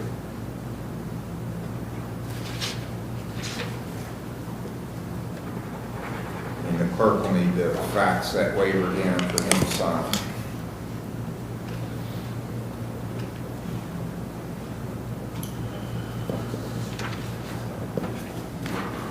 Your Honor, we've had some recalls to jail, but we're not ready for those yet. Okay, we'll have some people to be recalled to jail, but they're still talking to lawyers or doing what they need to do before we recall. So we'll come back to some cases here. State of Ohio versus Paul Snavely, case number CRB 24318. This is Mr. Smith's case, and it's set as a pretrial. Paul Snavely. I called from, it's probably been a couple hours ago, Judge, he did not respond. Okay, he's got 7 days to appear before a warrant will issue. I'll see if I can find him, Judge, thank you. And it's a no warrant bond. Yes.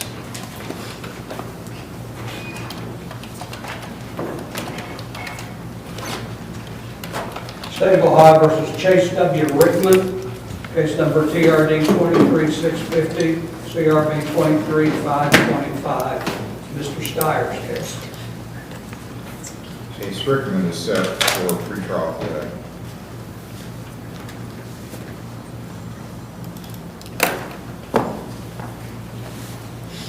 I have not seen Mr. Rickman, Your Honor. And he had no contact? No. He has 7 days to appear before warrant issues. Actually, wait just 1 second if I may. I think somebody may have contacted me on his behalf. Let me make certain of that.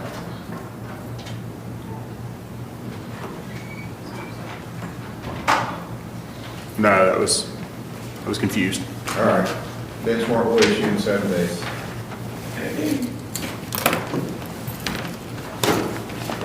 State of Ohio versus William Spalding, case number TRD 23697, CRB 23512. This is Mr. Steyer's case, set for pretrial. That's a new statement. Yeah. Okay.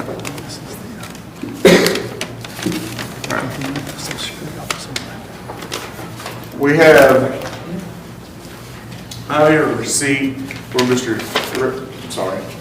Spalding has paid his reinstatement fee on his license. He believes he is now legal. I don't know if we have a way to check that at this point or not. Yes. Okay. So he believes that's the receipt. And then I also have this letter from Social Security Administration stating that his medical insurance under Medicare, his entitlement to medical insurance under medical care begins October of 2024. That's been an issue in this case because he doesn't have medical coverage right now for treatment. There was a desire to have him evaluated, but we haven't been able to get that done because there hasn't been a pay source. It's not going to take place until October. Well, this is the letter from, I think were you granted your disability or something? Well, what happened is I had canceled Part B on my Medicare, thinking that Anthem kicked in. But then Anthem sent me a letter canceling me because I had to have Part B on Medicare. In order to have the Anthem. So, but they can't reinstate my Medicare Part B until October 1st. I don't know why, but that's just the letter they typed out for me. I got hospitalization, but no medical. You don't have Medicaid, then you just have No, sir. Medicare? Yes, sir. Which, as you're aware, ODP. complicates our ability to get it treated. Brianna is here. Is Brianna here? Yeah, but they don't have any beds. Well, I don't think this is a situation that would be an inpatient matter. Anyway, so if we can recall this. Reinstatement, and then recall it, and also have him discuss starting treatment at ODP, and we'll recall that. Okay. So just this case will be recalled. You're going to talk to this lady right here about your insurance.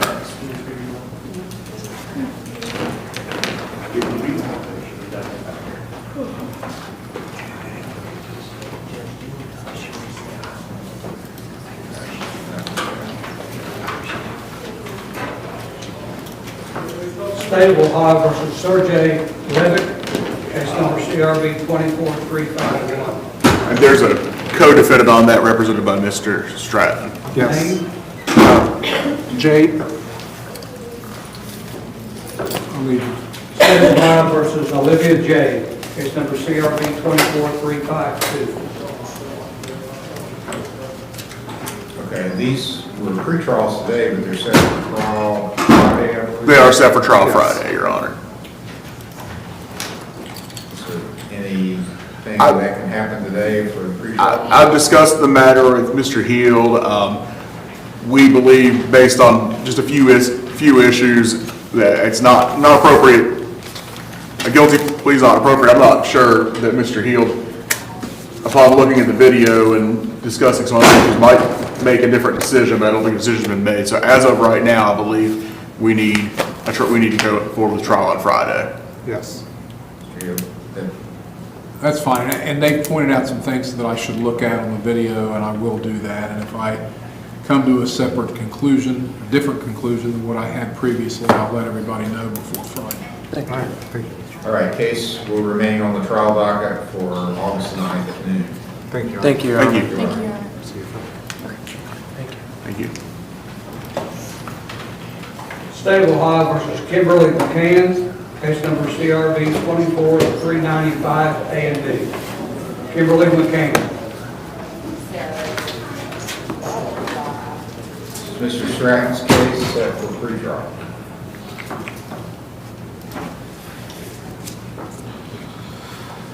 I haven't had any contact with her, Your Honor. Case was going to be resolved today, but And she has 7 days to appear before warrant issues.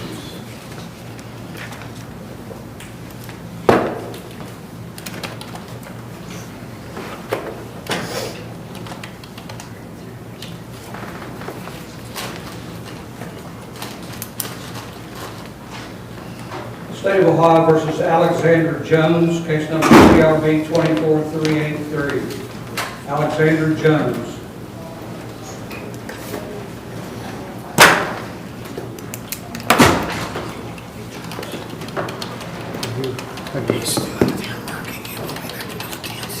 Your Honor, we ask that this be continued until after the 10th. He's still out of town working. I just received a text message last night that he was going to be out of town until the 10th.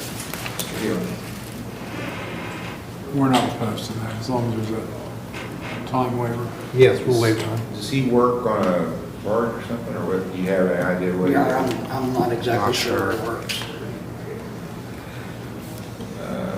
The 16th would be better. The 12th is pretty awful. Yeah, the 16th is fine, Your Honor. Okay, we'll continue to August 16th at defendant's request. Thank you, Your Honor.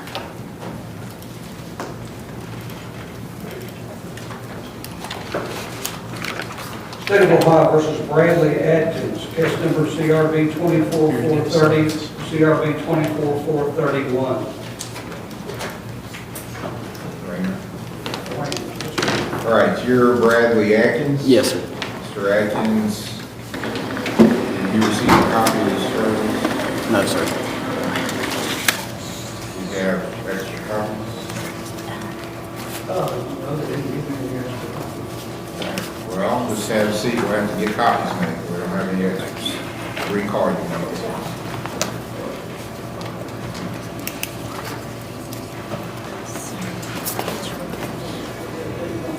State of Ohio, excuse me.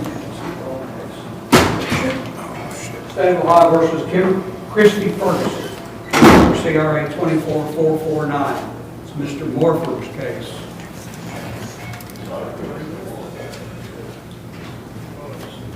Christy Ferguson, Mr. Morford, we need Mr. Morford and Christy Ferguson in the courtroom. This was on an extradition, She's not in jail. Okay. She signed a waiver of extradition. The extradition was to Boyd County Circuit Court. So if she's not in jail, then the case can be complete because there was no bond set. Case is dismissed. She has been picked up. Christy Ferguson was your extradition here, and she was picked up by the second, so case is dismissed. Okay, Judge, I managed to talk to Mr. Holland Mr. Sowers and left a message for the father. Okay, So it can be recalled whenever you're ready. thank you. Yes, sir. State of Ohio versus Hunter Tooley, case number CRB 24385 A and B. It's also Mr. Walker's case. Hunter Tooley. And he has been inpatient at hometown recovery at one point, was.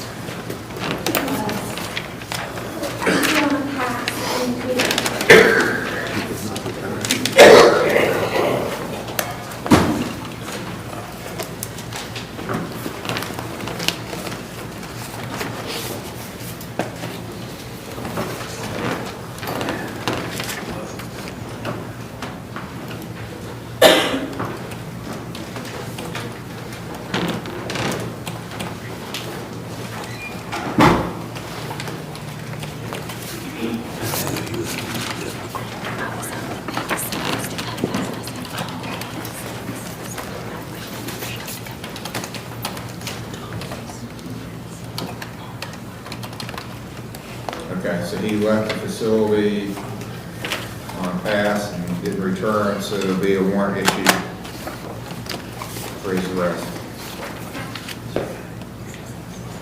Thank you, Your Honor. Thank you, Your Honor.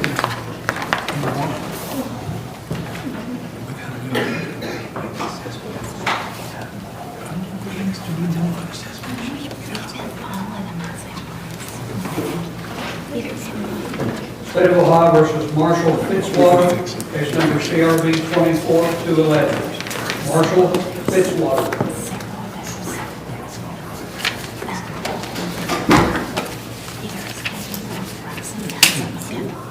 Okay.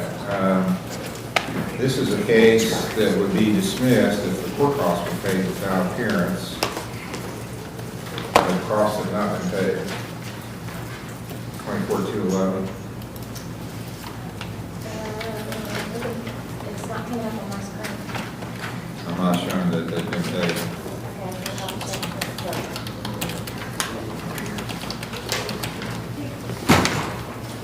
Should be a bench warrant for failure to appear.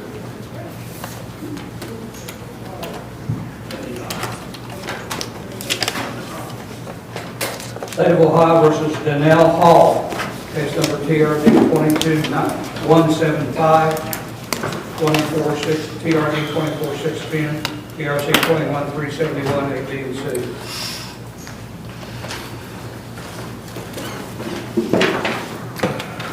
These were all pre-trial on reviews. Your Honor, I have a note that Ms. Hall was supposed to be here for community service. She was ordered on June 24th to have some community service done before the next hearing, and she has not been. If I may, we talked about that because I do my recovery on Saturdays, and I don't have any other day of the week to do. I work Monday through Friday. Okay. And you said that we would wait until today Well, to discuss when we could do it. we could get you set up on Sundays at the dog pound. Yeah, I called up there, and I called up there 2 weeks ago, and I was supposed to call him back, but it was my fault I didn't call him back. I got busy and I forgot. So I did call up there to make an appointment, and they told me to call back at a different time to talk to somebody else, and it was my fault I didn't call back. Okay, and Mr. Dwayne, how's she doing? She's doing great. I do have I am paying cash for this recovery, and it's starting to weigh a lot on my pockets. Okay. Are you still doing methadone? I am. I'm on 60 milligrams now. I'm starting to come down.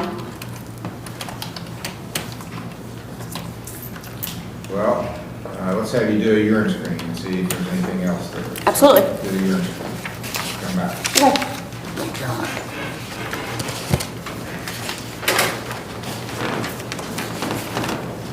State of Ohio recalls Bradley Atkins, case number CRB 24430 and CRB 24431. Madison? Okay, so Mr. Atkins, the bailiff's going to give you a copy of the charges.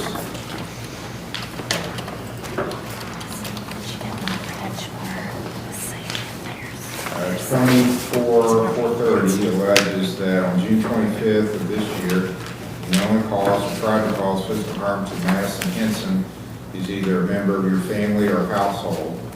So that charge is domestic violence. It's a first-degree misdemeanor. Maximum penalty 6 months in jail, $1,000 fine.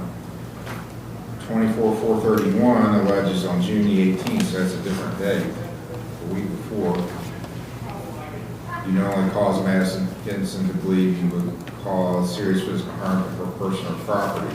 That's aggravated menacing is a charge. It's a first-degree misdemeanor. Maximum penalty 6 months in jail, $1,000 fine. Do you understand the two charges? Yes, sir. State still want to go forward with these? Well, the alleged victim, Madison Henson, is here, and she doesn't want to. We've got 2 incidents that happened in close succession, although not on the same day. A week apart. And it's caused us some concern to make sure that there's not going to continue to be problems, even though it's been a few days since this happened. But what we would agree to do is to hold the cases over for approximately 90 days, and if there are no further problems after that period of time, we would agree to a dismissal of the charges with the payment of court costs. Okay. Mr. Atkins, you understand what the prosecutor is proposing? Yes, sir. Hold it open for 3 months. If you don't have any more problems, dismiss it, you can pay 1 court cost. Now, I have a lot of this has been false accusations, and I've proved it. That's why the protection order got dropped that she had filed against me. So, I mean, I don't know what you don't have to do that. I'm okay with doing that. Okay. So we're not going to have a trial. You have a right to make a say, bring it to trial in a speedy fashion. Since we're going to wait and see if there's no further problems, that you're giving up those speedy trial rights. You understand that? Yes, sir. We're going to just let it sit here for 3 months. If there's no further problems, and you pay 1 court cost, which is $125, then the cases will be dismissed. Yes, sir. Now, does this? Is that what you want to do? Yes, sir. Okay. Now, will this lift the warrant too? Yeah, there's no warrant. Okay. I'll cancel if there was, it'll be canceled now. Thank you. Since you appeared on your end. Yes, sir. It showed that there was an active warrant this morning. I looked. Okay. Thank It'll be canceled. So I'm going to go ahead and enter a not guilty plea for you, but I'm just going to set it out 3 months, and if there's no further problems and you pay the court costs, you don't have to appear and the case will be dismissed. So that's going to be November 4th.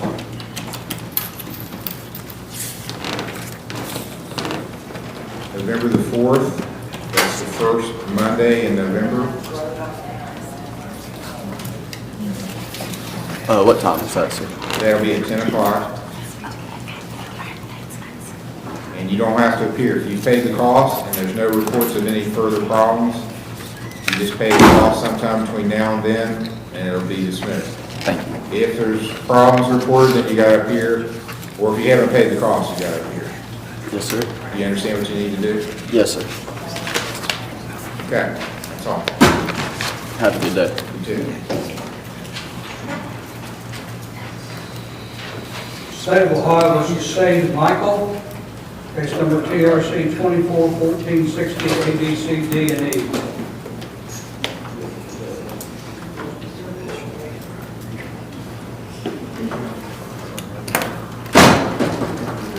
And Ms. Michael, have you hired a lawyer to represent you? Yes, I hired attorney Mark McCown.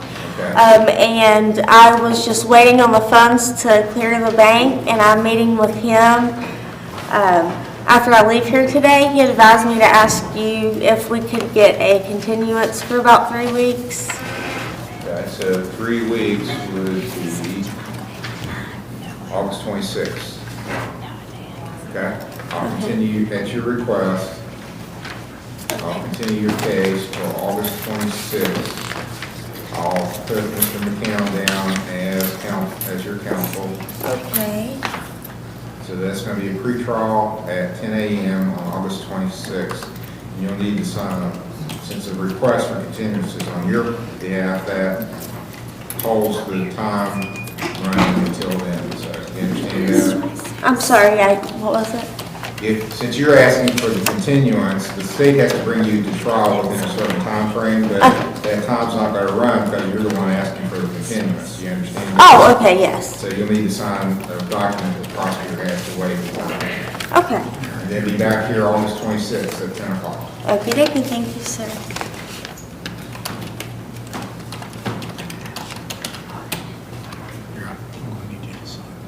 State of Ohio recalls Danielle Hall, case number TRC 29371 A, B, and C, CRB 21103, PRD 22175.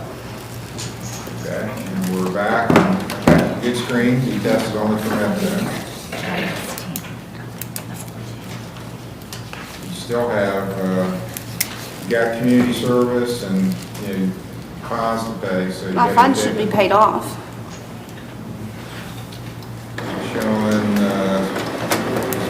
on your ODI from 21, is anything on there? It's like $600. 21,371. And I'll go see the clerk when I leave here.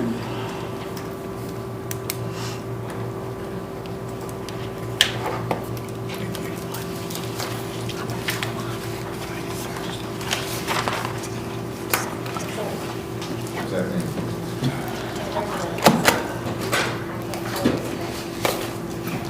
Okay, we'll check in with the clerk. I'm showing that there's still fines owed.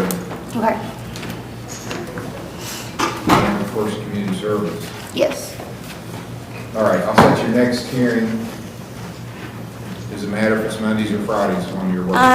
It doesn't really matter, honestly. Mondays and Fridays are okay. Are you wanting me to continue with the treatment as well? I am. Okay. Because the only day I have available, to do the community services on that Sunday, so by the time I get done, with the community service, then what would that look like for me? Well, when you get it finished and pay off your fines, Okay. and I'm satisfied that you got your substance use issues under control, then you'll be done. Okay, because I do have to pay cash, so it's just, starting to really affect my money-wise. You're not eligible for a medical card? No, I'm not. Because of your income? Yes. Okay.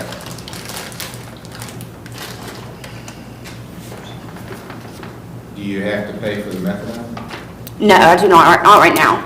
I'm getting, because I've got, part of my insurance from my job is paying for that right now, but it's only going to last until one more week, and then I have to pay for the methadone. Well, It wouldn't cover this part of the recovery. I'm sorry? It wouldn't cover two parts of recovery. It would only cover one. Okay. But I've lost that insurance because I didn't pick it back up because it wasn't a very good insurance, and I only have it for another week. Okay. Well, my experience with the methadone clinic here has not been very good. So I understand I that. encourage you to do, I'm okay if you wanted to do Suboxone, Yeah. but you gotta get to 35 milligrams. I think, Something like that. Before they can switch you over.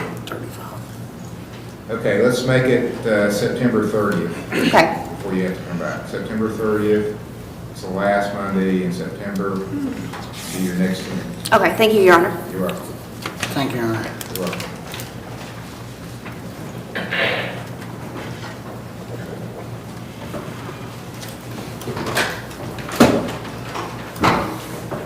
State of Ohio versus Tyler D. Atkins, case number CRA 24445. This is Mr. Morford's case.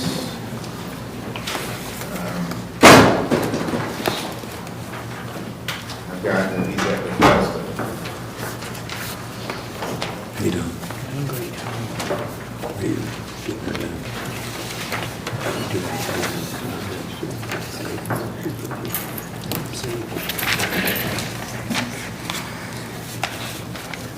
Good.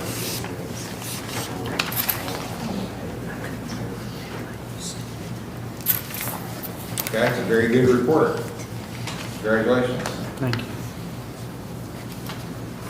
It says you're demonstrating an impressive willingness to confront your issues and to demonstrate a positive attitude and dedication to facing challenges. So, very good.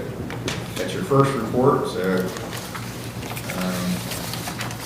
looks like you're on the right path. Yes, sir. Anything you want to tell me about it? I'm just grateful that this all happened, honestly. Okay, we'll take advantage of it and use it as a turning point to go on and have a great life. Yes, sir. Let's set his next hearing in September.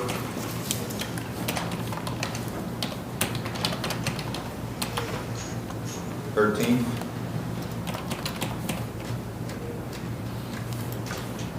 I'm good. September 13th will be the next hearing. Thank you, Your Honor. Good job. Thank you very much. You're welcome.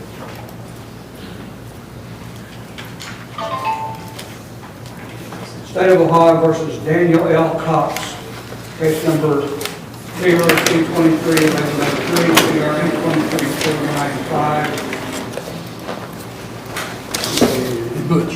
CRA 08425. Butch. It's Mr. Smith's case.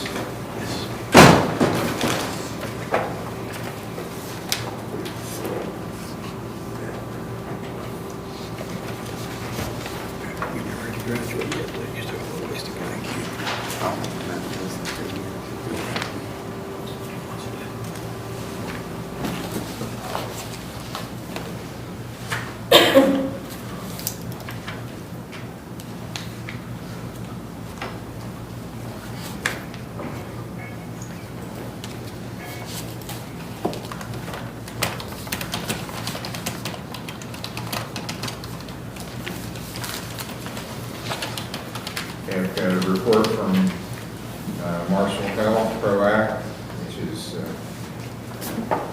seems to be positive. And you've been at this for a while, so I think it's time to switch it over to maybe just review hearings. I have no objection. We've kept a, so that would mean dismissal of the felon. Yes. We're not opposed to that.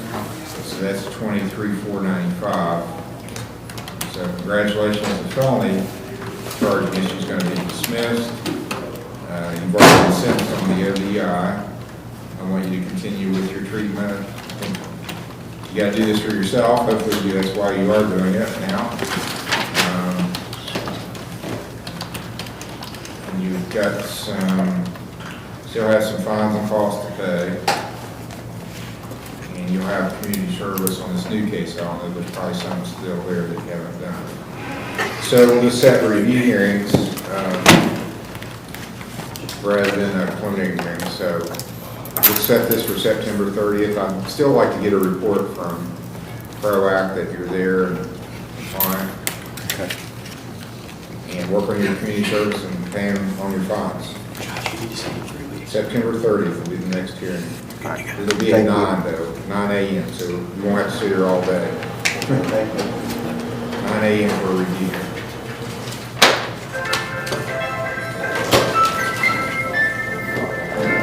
You need to turn that to silent, sir.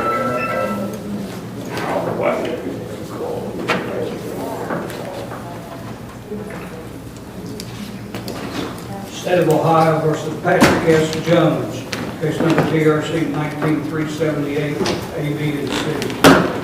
Sentencing. Patrick Jones. Yes, sir. Smith's case. Sentencing.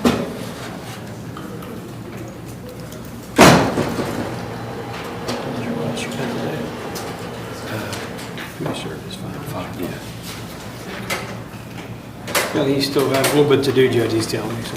Yes. It's on sentencing because he has a bond owed. Right. He's got community service to do and still has fines to pay. He was at community service Saturday, Your Honor. It should be updated in his file. Okay, very good. I'll pay on my fines today. How much are you paying? $30. Okay, see the clerk.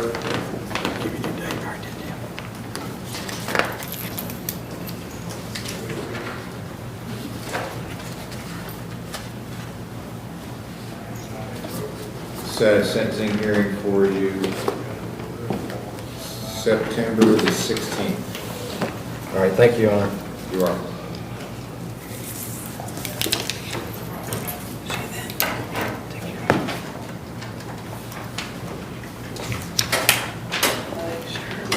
State State of Ohio versus Carrie Beth McCoy, case number CRB 24227.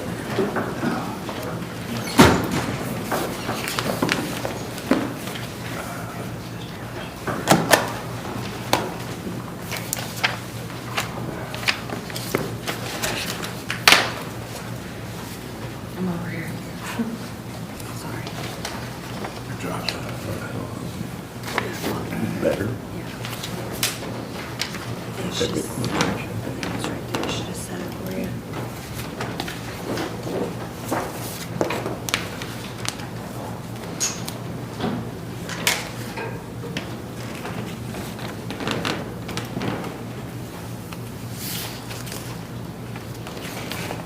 You gotta be number one. I'm working on it. I mean, I'm doing better. I think they want me to be able to go to tri-state areas for meetings and stuff. You will. I think they want me to be able to go to the tri-state area for meetings and stuff like that. Rest with them. They make those calls. The tri-state area, the Christie wants me to be able to go to, he wants to make those calls. And the phone restrictions like that, like I'm still not allowed to have my phone. Well, it's a good report except for your boyfriend. He's driving everybody crazy. He lives on our street. Same street that Hometown Recovery's on. Yeah, he has to drive past there to get He home. doesn't have to call there all the time, does he? I mean, The that's report says he how, calls there a lot. that's the only way he can talk to me. They still won't give me my phone and stuff. I'm still on restrictions. I can't go see my family, and I'm eligible for all that, but they say it's the court and the PO, and last time the substitute judge told him that it was up to the hometown, and honestly, I can't get a straight answer. So that's the only way he can like he went to the hospital the other day, and I couldn't even find out about it because they didn't tell me. I mean, he was severely hurt, and I'm confused upon why I can't have my phone and everybody else can, why I can't do all that. I can't even go get a job right now because of my restrictions. So I don't Because I know. remember you went back to jail at one point, right? Yeah. But I know they want me to be able to go to the tri-state area for meetings, and I just can't meet the requirements right now. I mean, I want to, I just don't know how to legally do that. If you don't meet the requirements, you can't do it. Well, they say you're meeting all the requirements. They're just complaining about your boyfriend. Right, but I can't, I'm supposed to be able to get a job. All the time. I'm supposed to be able to get a job and stuff like that, and I can't do that right now. Well, when's that supposed to happen? At 3 weeks or something like that. I would have to check with our counselor to see. Can we Pretty do sure that and it's- then come back and we'll talk about some of that? Can you do that now? Yeah, Okay, yeah. we'll recall your case and we'll Thank you. get some more information, we'll recall. Okay, I appreciate it. State of Ohio versus Howard Thornton, case number TRC 24530, A, B, and C. Howard Thornton.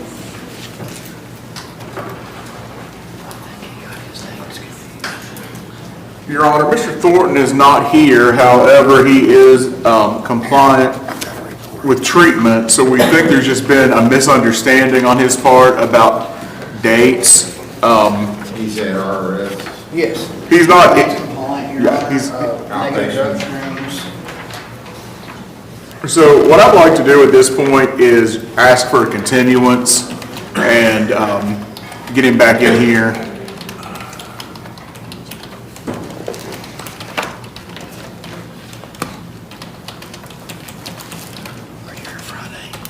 State's position. We're not opposed to that, Your Honor.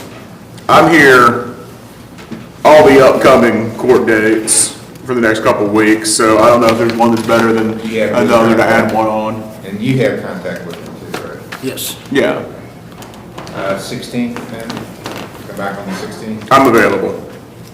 At defendant's request, case is continued to August 16th for sentencing. I'll make sure he's here, Your Honor. Thank you. Thank you, Your Honor. Thank you. We got the, Mr. Spalding spoke to Riverside. We have that worked out if we have the information on his license. I don't know if we have that yet or not. We do. Okay. William Spalding. Williams Spalding is 23,697, 23,512. This was the one. Okay, he's set Wednesday morning at 9 o'clock in Huntington to go to OVP for an assessment. I don't know how they're going to be working things as far as payment goes, but they're going to at least get him started. Yeah, they just do a sliding scale fee according to his income and whatever insurance he does have, so. All right, that'll work. Okay, he is valid on his license now. We did confirm that.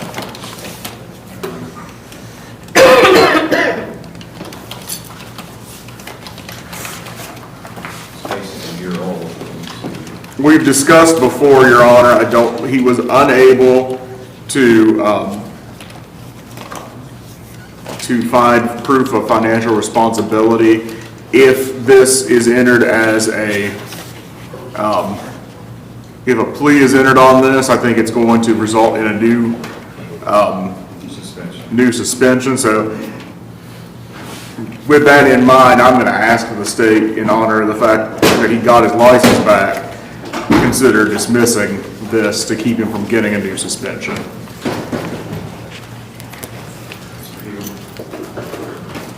It's probably not impossible. I don't really even know if I have that. I have the theft charge here, so I don't know what he was suspended for. It was for fines. He had to, part of the reason it's taking as long as he had to figure out exactly where he owed money, get those things paid, get confirmation of payment to the BMV, and then once that was all done, pay the BMV reinstatement fee, which he's done. We're okay to acknowledge that. We've never entered a plea on that matter. That's why it's still on the pretrial docket. He entered a plea on the theft some months ago. I don't know if he's actually been sentenced and was sentenced to get an assessment, or if we were holding off the assessment. It's already sentenced. Already sentenced. So that on 23,697, which is the traffic matter, I'll nolly it, or just consider nolly due to being reinstated. He's already sentenced on the theft. He was ordered to get an assessment, which is happening now, and stay out of Walmart and pay a fine. And he has community service 5 days to do too also. So are we going to switch this to Switch it to the review docket. Review docket, that's what I was trying to say. So we'll go into September for a review hearing. September 20th will be his first review hearing. That's a Friday, September 20th, 9 a.m.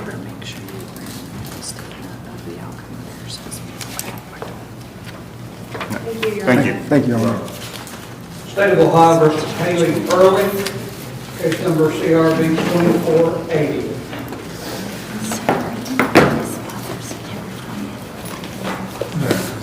Have you seen the test results?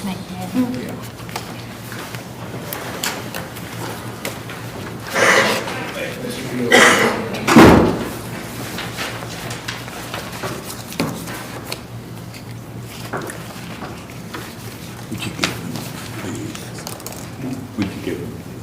Judge, I have a packet of documents for you, a couple of progress reports, screenings, and completion of programs. Is this from ODP or? No, she did readmit to OVP outpatient on 7/15, and she has remained compliant with that as well. She has been non-compliant or? She has remained compliant. Has She's remained attended her appointments, and the screens I could see were all good, so. Well, we've got Mom and Grandma here. Would you folks come up? She says she also goes to day report twice a week. Cabell County. Cabell County, yes. Would you both raise your right hand? You solemnly swear the testimony you're about to give will be the truth, the whole truth, and nothing but the truth, so help you God. Okay. Amanda, and is it Debbie? Debbie. Debbie. I finally got it right. Is Haley living with Debbie? Yes. So you have knowledge of her compliance with staying in recovery? Yes. Is she being compliant, or is she violating what she should be doing? No, she's been doing good. Okay. Amanda, what do you say? Do you have knowledge about her activities? I think Haley's came a long way. I think that she wants her kids back. And I think she's very depressed. And Where are the kids now? I thought they were with they're Brandon. with, well, I mean, she can't have them. You know, she has to go through stuff. They're actually staying with my daughter Tally right now. Okay. And her visits are still only 1 day a week. And it's Where's just, Callie? she lives near the DM, not too far from us. Okay, in Huntington. Yeah. And so we tried to talk with some people maybe about going to Project Hope again or somewhere, because she's very sad with her kids. And her She's kids are, self-medicating, I understand that. her kids are very sad without her too. Well, I understand that methamphetamine is just everywhere out there in the community, so it's very easy to get, and that's what she tested for today. I did make a mistake over the weekend, but I've not failed one drug test for CPS yet, and my family worker just texted me, and I'm getting a visit tomorrow and Wednesday this week now. Okay, well, this can't happen anymore. I mean, what's the, how's this gonna inform, I guess, I don't know that you have any recognition or input on that. How's this gonna affect what she's doing with ODP or screen today? I mean, they should just intensify the treatment that she's getting and things like that. If it doesn't stop, they would recommend inpatient again. Okay. I go there today at 4 o'clock. You got an appointment at ODP? And Mr. Mint, you'll make sure Yes. they know the screen today. I mean, she's admitted it on the record here today, so. Well, I'm gonna agree with your mom. You have come a long way, but you're not there yet. I mean, you got more to do. I mean, and I know it's a lot. Are you still just 23? I'm 24. 24 now, but with 3 kids. That's a lot. But you know what? They're your responsibility. They're nobody else's responsibility but yours, other than, I guess, your sister right now through the court. But ultimately, we got to get you back where you're taken care of. And it's a lot to do, but you have to buckle down. There's going to be some days that are just hard. Yes. You got to get through them without medicating. I know. I scared myself this weekend. I really did, and I regret it. And I have court next week for them, CPS, and I'm definitely not going to do it again. I'm really not. Okay. Well, I want to see you back in 2 weeks. Okay. So that's going to be on the 19th. We'll keep you under. And Juanita's not here today. Well, you have West Virginia Medicaid, so she couldn't help you anyway. Is there some sort of peer support, Brianna, that we can get her where she can call somebody if she is? Yeah, You can handle that? yeah. Okay. I even have people that's willing to connect with her. They're willing to talk to her. She just has to be the one. Yeah, you're going to have to change who your support system is. I think if you have been using, and those people are your support system, you can't call them for help because they're going to just bring you right back into using again. I just cleared everything off my phone because that's a problem. So you got to get some people that are going to support you in your recovery. They're going to encourage you not to use, not to encourage you to use. Okay, I want to see you in 2 weeks on the 19th at 10 o'clock. Are you available, Mr. Morford? I am. Okay, let's get a perfect report next time. All right, thank you. Okay, see you then. Thank you, Your Honor. Thank you, Your Honor. You are welcome. State of Ohio versus Charles D. Porter, case number TRD 23240. Charles Porter.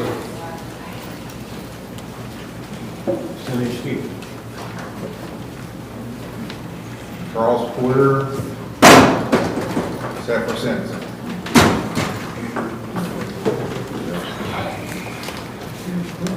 Has not appeared, so there will be a warrant issued.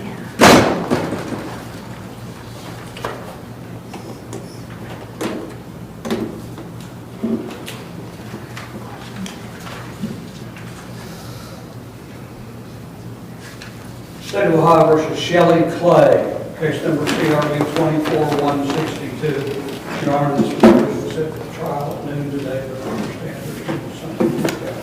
Shelley Clay. This is Mr. Smith's case, and it was set on trial docket today. Yeah, and I don't know why she's not here, Judge. We have to agree to a 90-day continuance. The victim has reached out to the prosecutor, said she doesn't oppose that now. That's correct. I spoke with her on July 21st, and we talked about it a little bit. She decided that a 90-day continuance was appropriate. You still want to do that, even though the defendant's not here today? Well, I think we need the defendant here today. Can we do it Friday, Judge? I can't believe she's not here. I'll continue that Thank defendant's you. request to August 9th. Okay, I'll be here. Put it on the pretrial docket? Yes, please, and I'll try to find out. Okay, the pretrial August 9th, 10 o'clock. Thank you, Judge.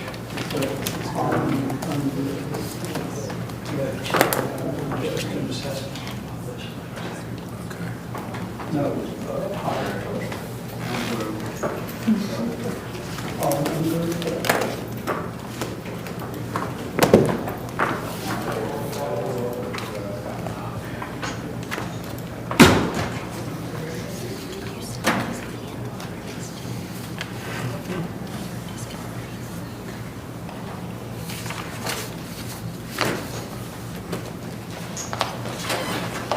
State of Ohio versus Sheena R. Scarberry. Take the deal. Case number CRA 13463, CRB 13469, CRB 1291 on recall. Sheena Scarberry.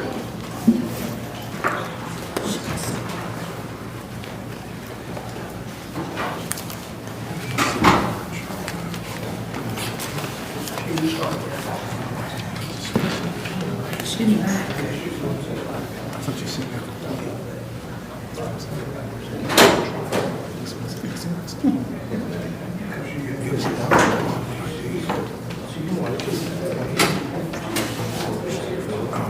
In other words, she's being, who is this one?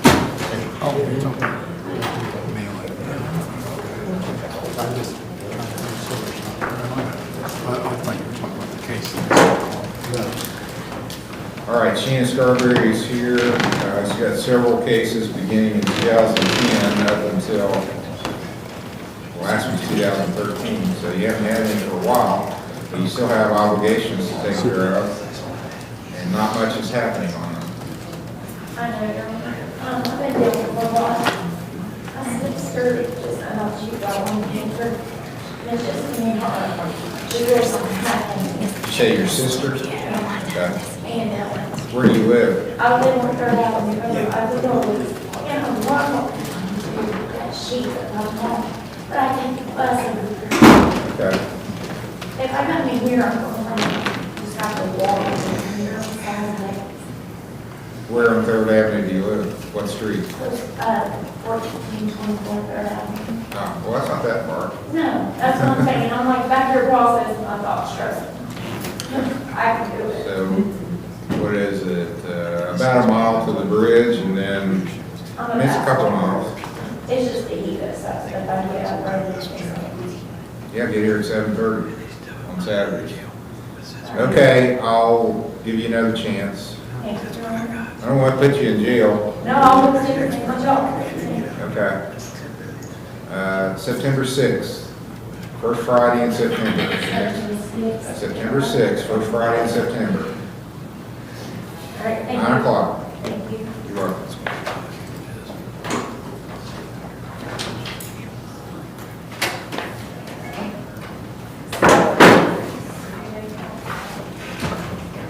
State of Ohio recalls Marion Holland at the Lawrence County Jail.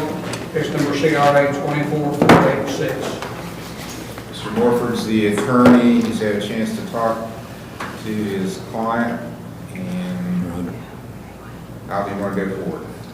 Judge, I'd like to ask you to modify the bond to an OR. He has no money. I put in a phone call to his father. I left Gary Sauer's information with his father, and I've also spoken with Gary and texted to Gary the information. He's got no money with which to secure Mr. Sauer's services right now. And And Dad's not gonna postpone? Was unable to reach him, Judge. I had to leave a Okay. voicemail. You didn't talk to him? I tried. Okay. Mr. Healy? You know, this involves allegations of a gun and shooting a gun. That's pretty serious stuff. Yeah. And obviously, it hasn't been proven yet, and there's more. The alleged victim of this matter is also a defendant, but it's just a menacing charge. So I just don't know what all went on here. I'm afraid that if we don't have that kind of control over the situation, that it could be another incident. I don't know. Well, I think I just read the affidavit, it's pretty serious allegations. I'm going to keep the bond at $2,500, so we'll set a preliminary hearing within the time frame required, which is going to be we can do it on the 12th. That'll be within the 10 days. So August 12th for a preliminary hearing at 10 o'clock with a protection order. So if he does make bond, he's got to stay away from the complaining party. Thank you. You're welcome. State of Ohio recalls Matthew Unger to Lawrence County Jail, case number CRB 21904. All right, Mr. Unger requested evaluation for treatment, and I assume that's happened. We can take him today, inpatient. Okay, I'll order you, Mr. Unger, released to Bethesda for inpatient treatment as soon as they get there to pick you up. And then I'll set a review hearing for you where I'll find out how you're doing. And you're going to be compliant and do what they tell you to do, when they tell you to do it, how they tell you to do it, right? Yes, sir, I'm very grateful. Okay, so let's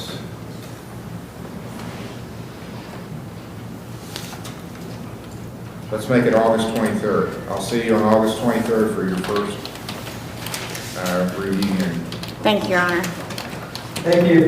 Good luck. Take advantage of this. I will, thank you very much. You're welcome. State of Ohio recalls Casey Lynn Blevins to Lawrence County Jail, case number CRA 24487, CRB 24488, A and B. Judge, OVP is doing an assessment on Casey Blevins. It's not been completed. I've talked to Mr. Hill. I don't think he's opposed to an OR, and don't correct me if I'm wrong, an OR bond if she assesses for treatment, goes inpatient. I don't know if you know anything yet. As long as her insurance is active, we'll be able to take her, so I'm just waiting on the answer now. Okay. So I'd like the bond amendment if we could from 2,500 cash surety to 2,500 OR and be released to OVP.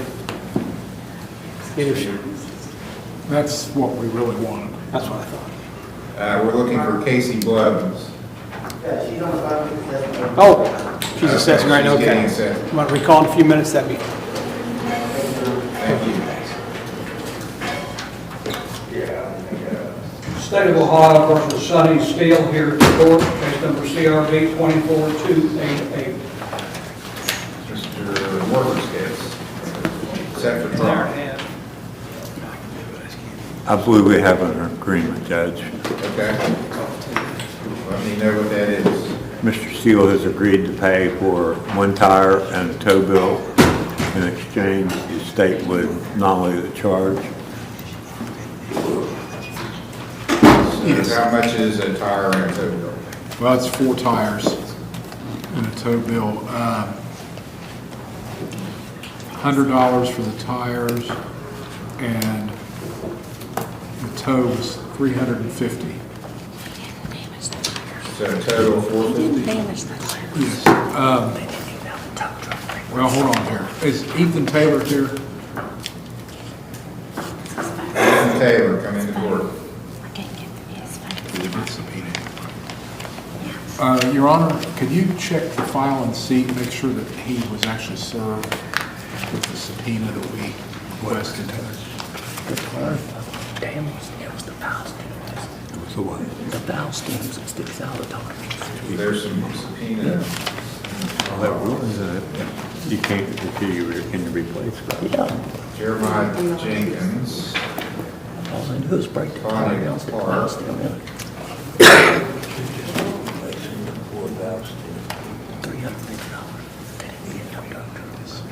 Morris Timberman, Trey Timberman. And it was a personal vehicle. Yeah, they didn't even talk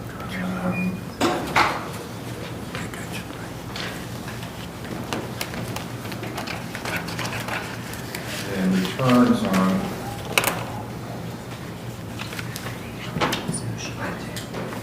Ethan Taylor was served by leaving a place of residence. All right, well, Your Honor, That's the only return of service, that's it. we've made multiple attempts to contact Mr. Taylor leading up to this, because we needed to talk to him. I wanted to get some more details about exactly how this all happened. And we've had we've been able to get a hold of him.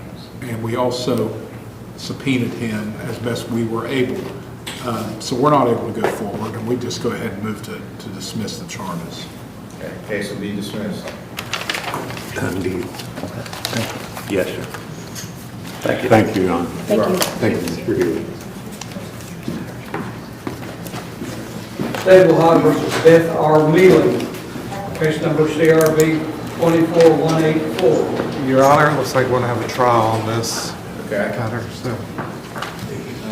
Is the state ready to go forward on this one? We've got some others we can discuss that before we get to that. We are ready, Your Honor. You are, okay. So Ms. Nealon will recall that when we finish the other cases that don't have evidence.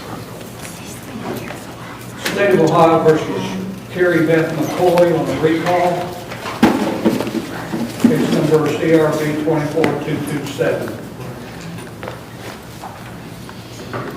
Okay, so we're going to dig into the particulars of her course of treatment, what's going to be coming up.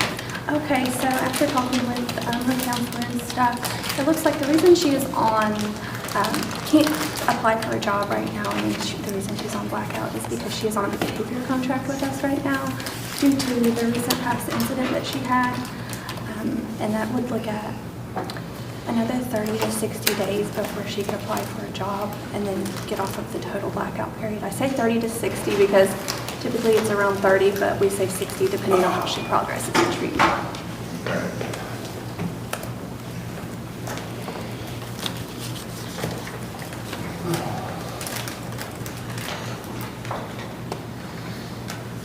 Mr. Morford?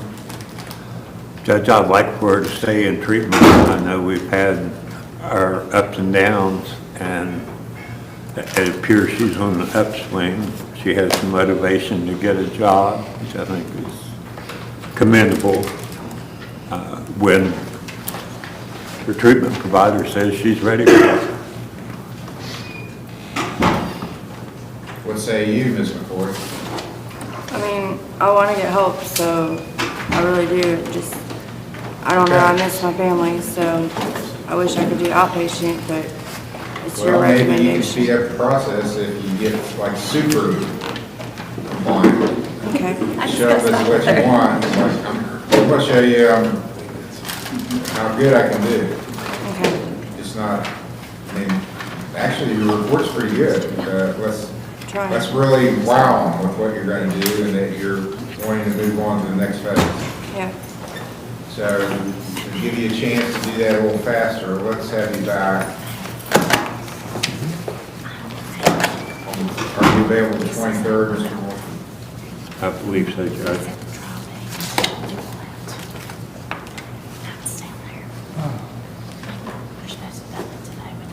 And for my payments, can I do like community service for any of that? Sure. I'm not even worried about those now. I want you to get clean. I know, I was just trying to get that caught up too for you.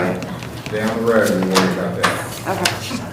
23rd on time, Judge. Okay, we'll see you August 23rd in the next Okay. hearing. Sounds good. Thank you, sir. You're welcome. Thank you, Your Honor. Thank you. That'll be a sentence. Bring in something. She's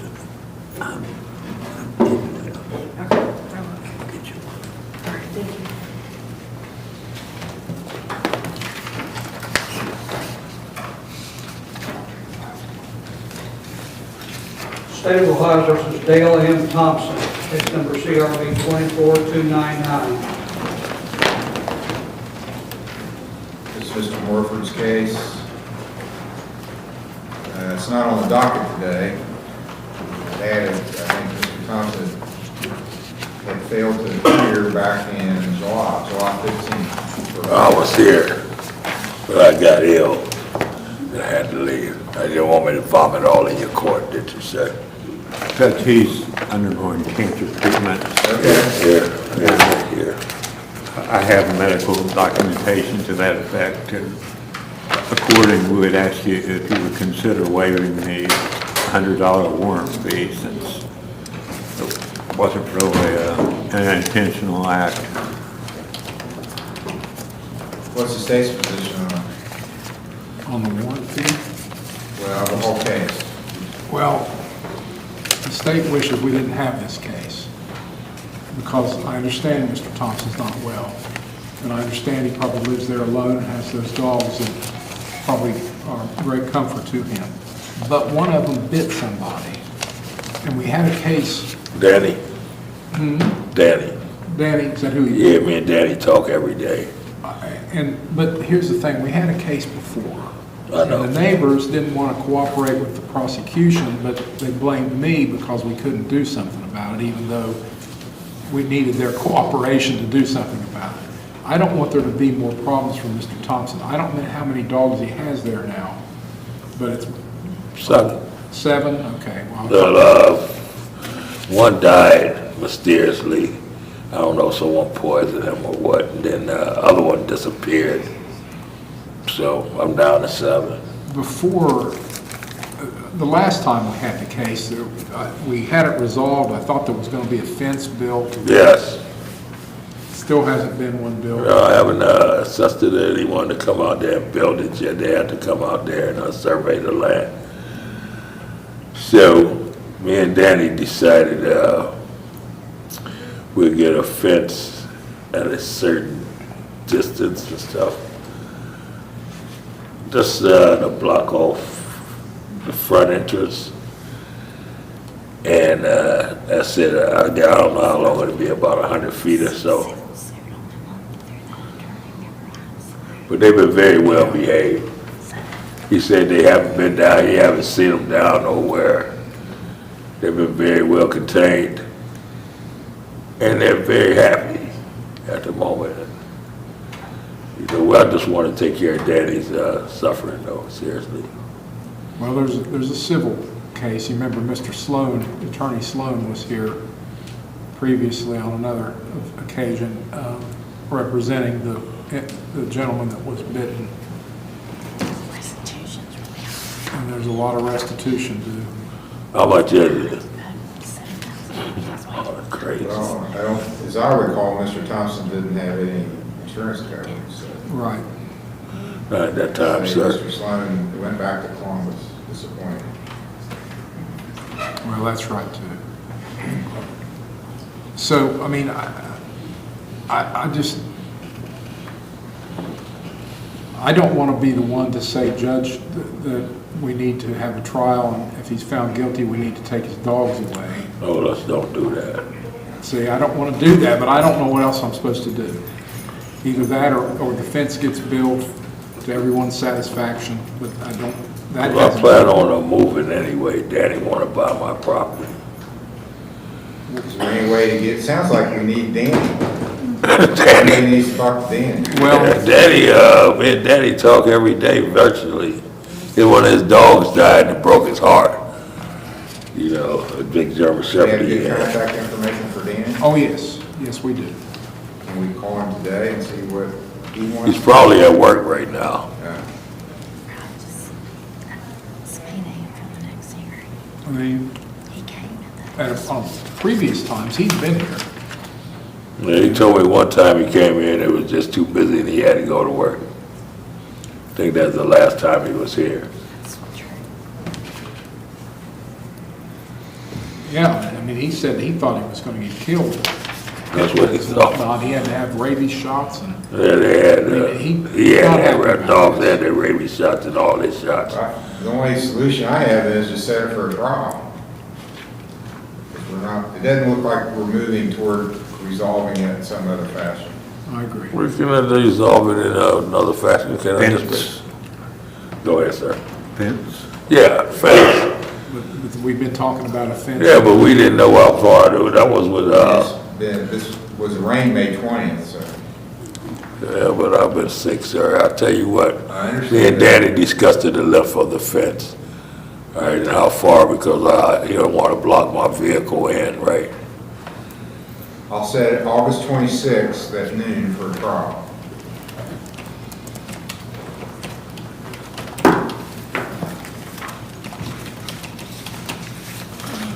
Excuse me, sir.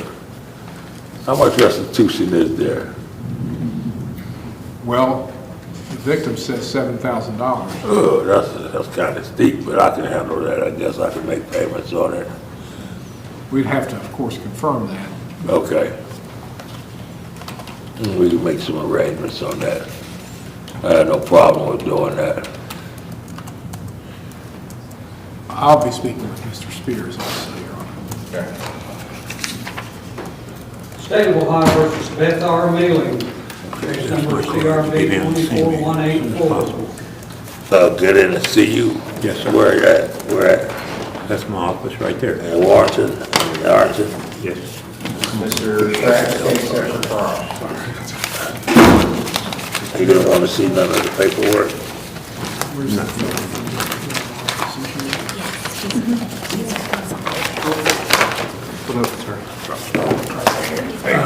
Thank you, sir.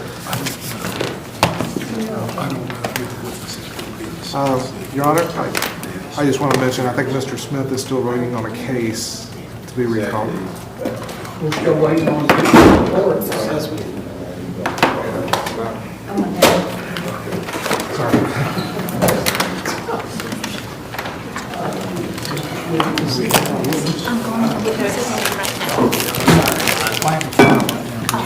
Chris is right. Yes, we do. Mr. Smith, can you tell us who the report is supposed to be from? OVP was having this, Bree had called somebody to do the assessment. And it, yeah, and if Phil doesn't mind taking the OR, I'm sure she'll qualify, but we just don't know yet. You get the information from where you're right. Let me see if I can find out, thank you. All right. Defendant ready for trial? Yes, Your Honor, we'll waive openings. Stay ready. We are, we've waived up, my witness is here somewhere. How we doing? Mr. Fields? Yes, sir. Well, you're gonna get up there and we're gonna have a little trial. Okay. And we're gonna have a video, so we're gonna need that. Yeah. Just there behind there. You come up to the first chair, raise your right hand, I'll swear you in. You can decide what about it. You swear the testimony you're about to give shall be the truth, the whole truth, and nothing but the truth, so help you God. You may be seated, sir. So are you Christopher Fields? Yes, sir. And where are you employed? South Point Walmart. And what's your job there? Asset protection, we deal with keeping this safe and keeping assets from one. You looking out for shoplifters? Make sure you speak up a little, Your Honor, I have a hard time. Yeah, make sure you project so Mr. Stratton can hear you. Okay. Do you ever testify in a hearing like this before? No, sir, this is my first. How long have you worked there? At Walmart, I've been there for 7 years in role of asset protection going on through. So, do you have like an office there at Walmart with video monitors and things of that nature? Yes, sir. So do you watch people in real time and observe their movements and their actions to try to determine Yes. if they're... And did you have occasion on April the 6th of this year to observe Beth Mealing? Yes. We have overhead view cameras of the registers.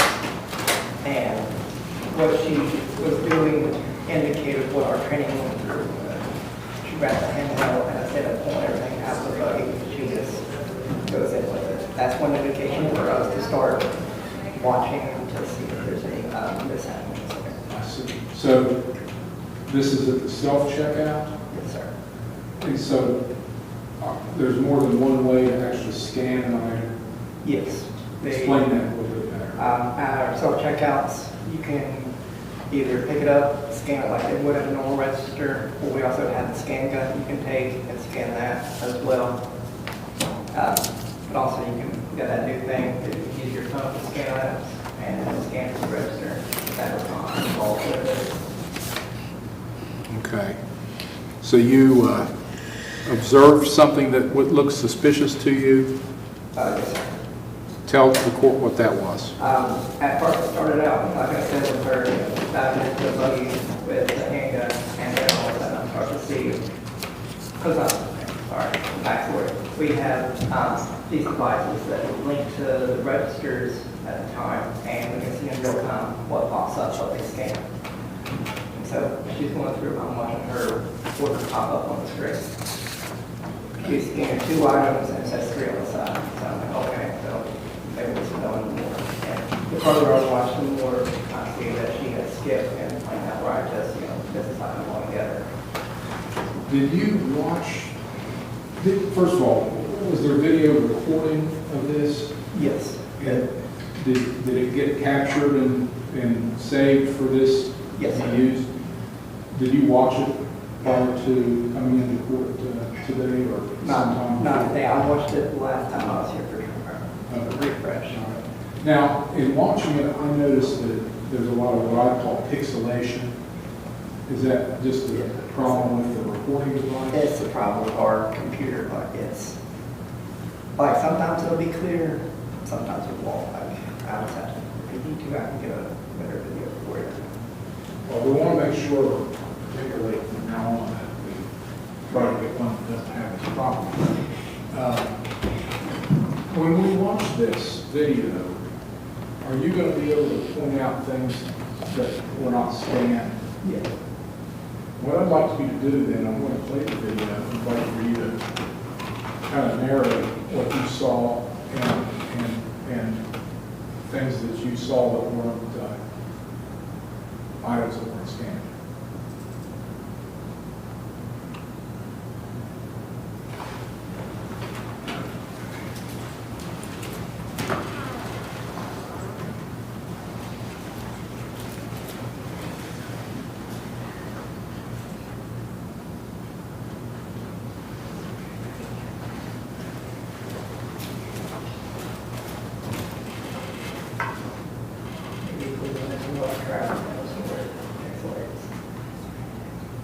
I see. It's a little bit before it's small or shot. Okay, that's another question. Yeah, you can do it a little bit. Right here. Is this Ms. Wheeling? Yes, sir. Yes, sir.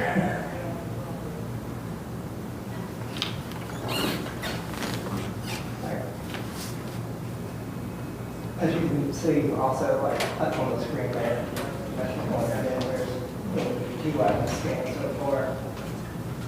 She's going through the next 3 or one of that back there.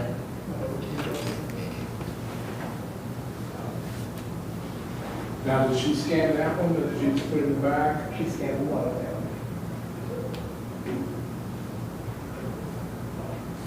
So,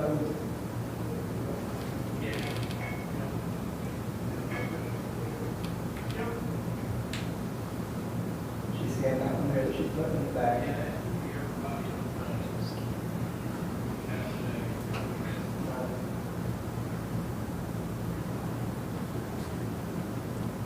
She never scanned that one? No, you can see before it started to get fixed, you can see the one red line beat.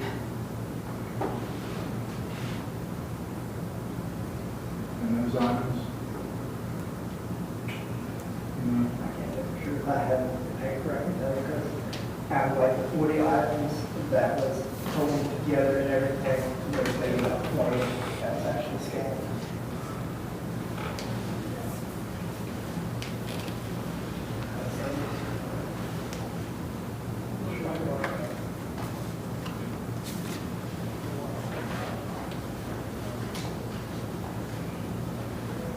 One of those was about that.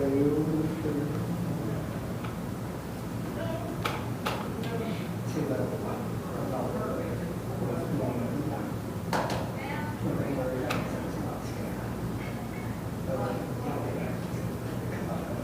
Your Honor, I can hear a word he's saying. What are you saying, sir? I'm sorry, but I trying to bottle myself.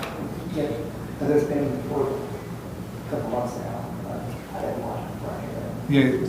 Yeah, Your Honor, he's still mumbling. He needs to speak up and clearly. Yeah, well, I'm not hearing it either, so it's not really testimony. I don't hear it. Okay. Okay, see, those journals there was not scanned. Right. The things in her left hand, you're saying? Those things in her left hand? Yes, because there's 6 different bags of granola, like the ones on there on the counter on the blue, and the ones in the yellow. They're both granola. She only scanned with one collar. Let's go into the bag.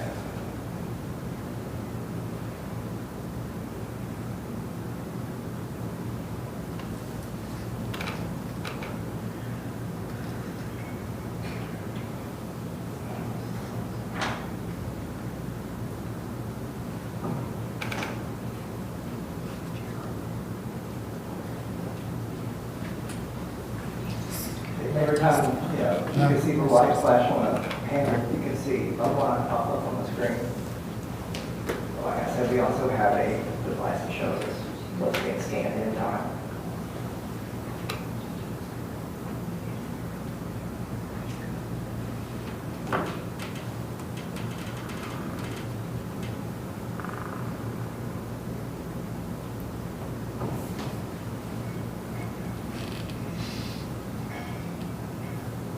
Mild taco salsa is just in there, it's not scanned.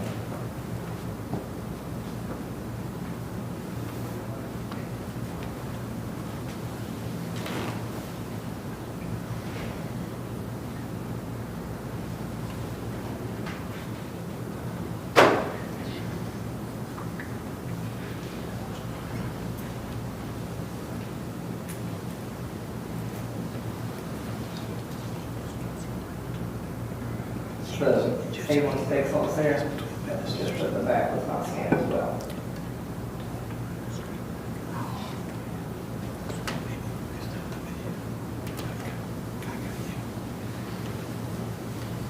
And there's items in the basket.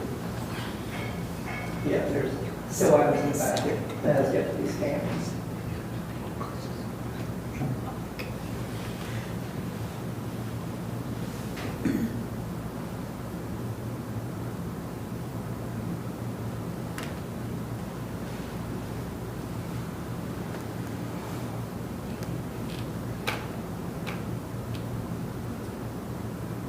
As you can see, some things are getting covered up now by bags.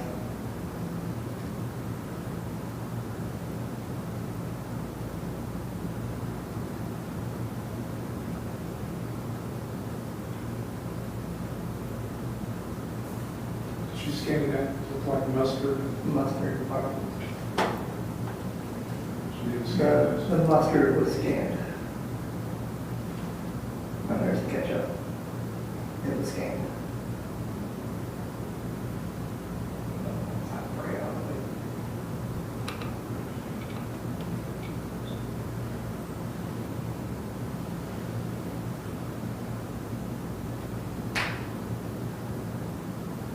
So,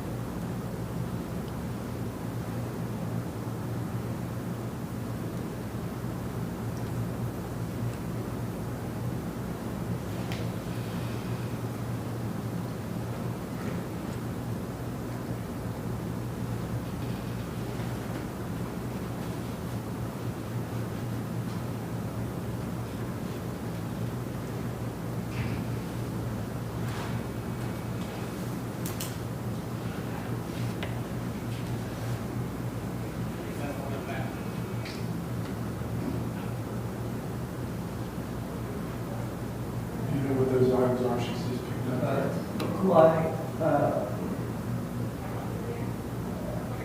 it might be great value, what's up, not really sure on the products. Let me see.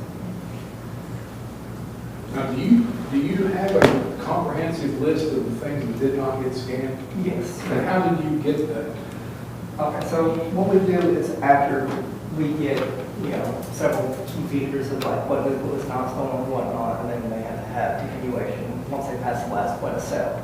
Once they pass the last point of sale, we step out and tell them, we are like, we need you to come in this room and talk about the merchandise. Once we get them in that room, we ask for their receipt, which they give us, which was this one, was their receipt here. And then after that, me and whoever I have with me to help me will go through their products that was paid for and not paid for. So we'll pull all of the unpaid items out and put them into a separate cart, and then I have them take them to the service desk where they do what we call a training receipt, which is this one right here, and get a total and list of unpaid merchandise. So you take control of that basket and separate out what she did pay for with what she didn't pay for? Yes, sir. I'm going to show you what's marked as State's Exhibit 1 for identification. I want you to tell me what that item is. This one here is what was paid for. You've seen this, haven't you, Sean? That one, what was paid for? Yes, yes. I don't believe the other one, no. And I'm going to ask the Exhibit 1 to be admitted. Any objection? No objection. Admitted. And this is Exhibit 2 for identification. Tell me what that is. This is unpaid merchandise. And were you one of the people, or were you the person who stopped her as she left the store? Yes, sir. So were you involved in the actual scanning of everything to make sure to see what was not paid for? No, I stay in the office with her, but one of the front-end team leads who is at the front, I give them the items and they go, because they're the only ones who have the right code, I guess, to enter in stuff like that. So this is an accurate statement of what she did not pay for? Yes, sir. And I'm going to ask the State's Exhibit 2 to be. Your Honor, I object to that. He did not, he cannot testify to that since he is not the one that made that list, nor observed that list being made. You're in charge of that list, aren't you? Yes, sir. I'm the one who pulled everything out and comprised it into its own separate building to be.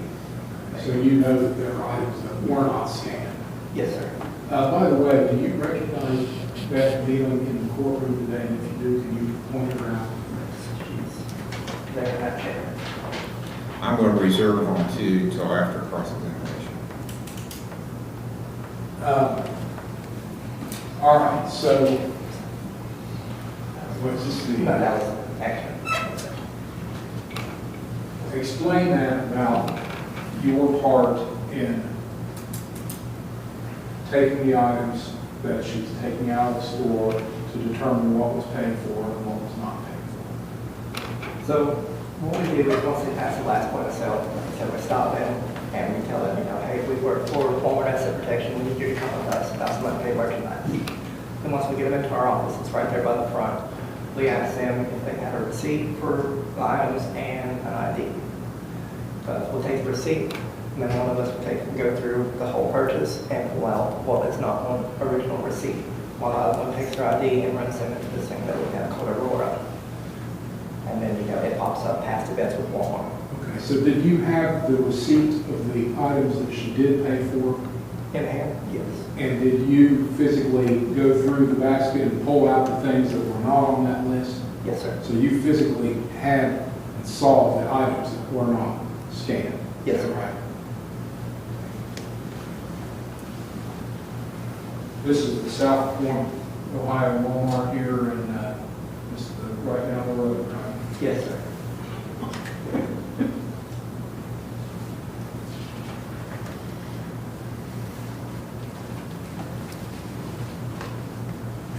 And was the video, even though it's a little sketchy as far as the technical aspects of it, but was it an accurate video of this event that we're talking about today? Yes, sir. I'm going to ask the video be admitted as 3. Mr. Stratton.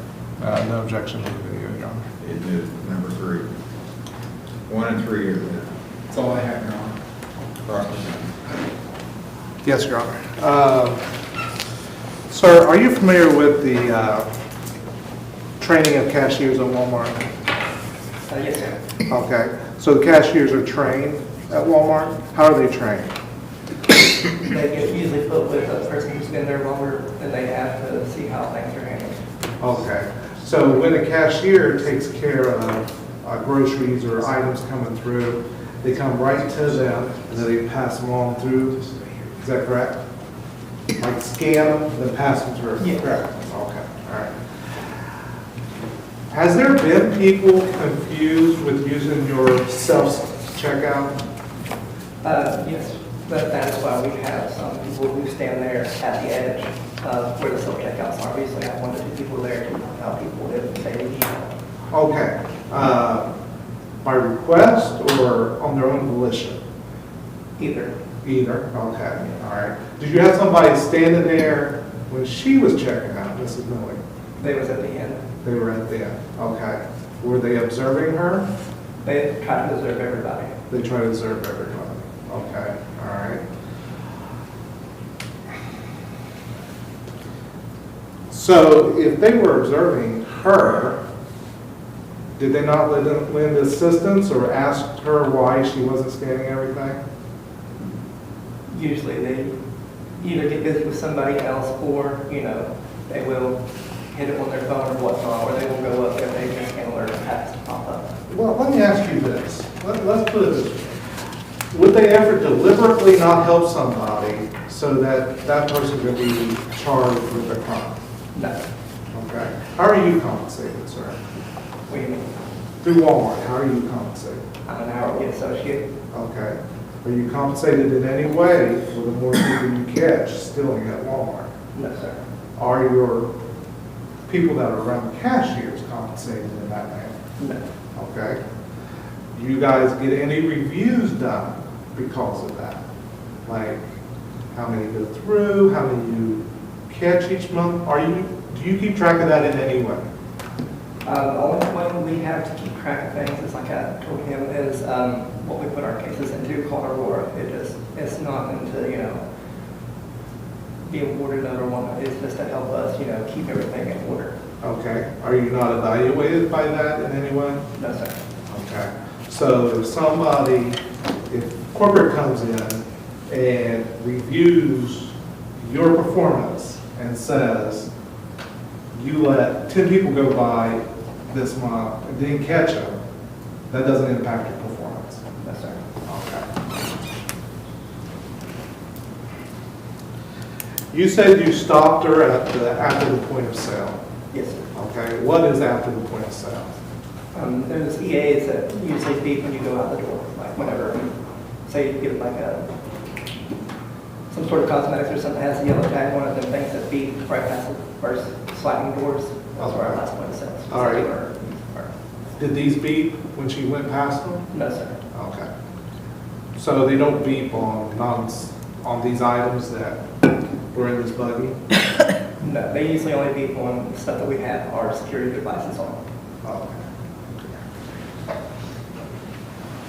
So there was no indication to her, if she was confused about why she was scanning, and she went past the point of sale, she would not have known that she stole anything, would she? I guess not.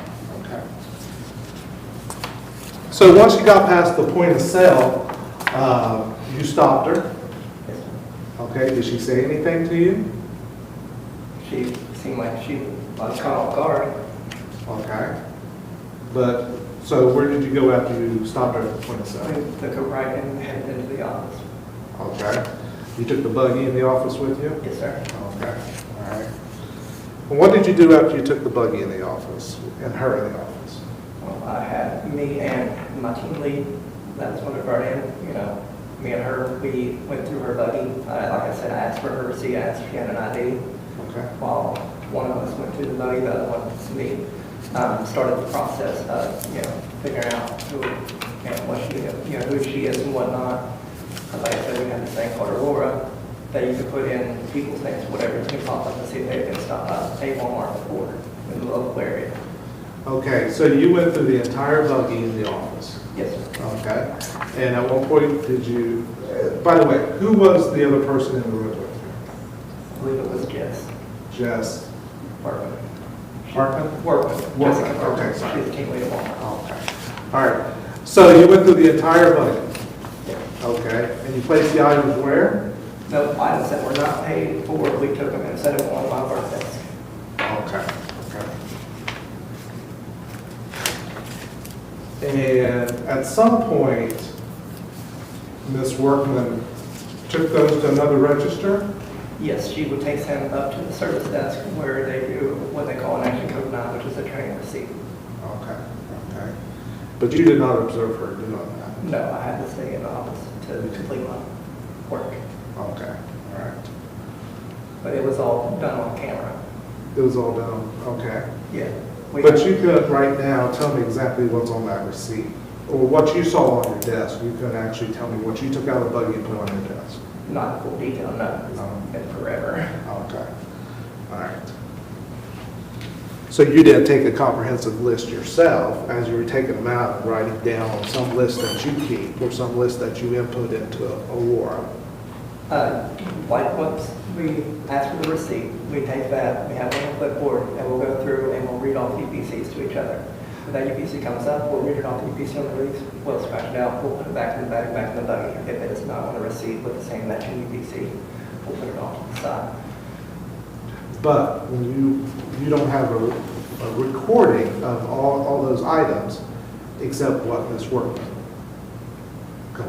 did with the receipt, correct? Right.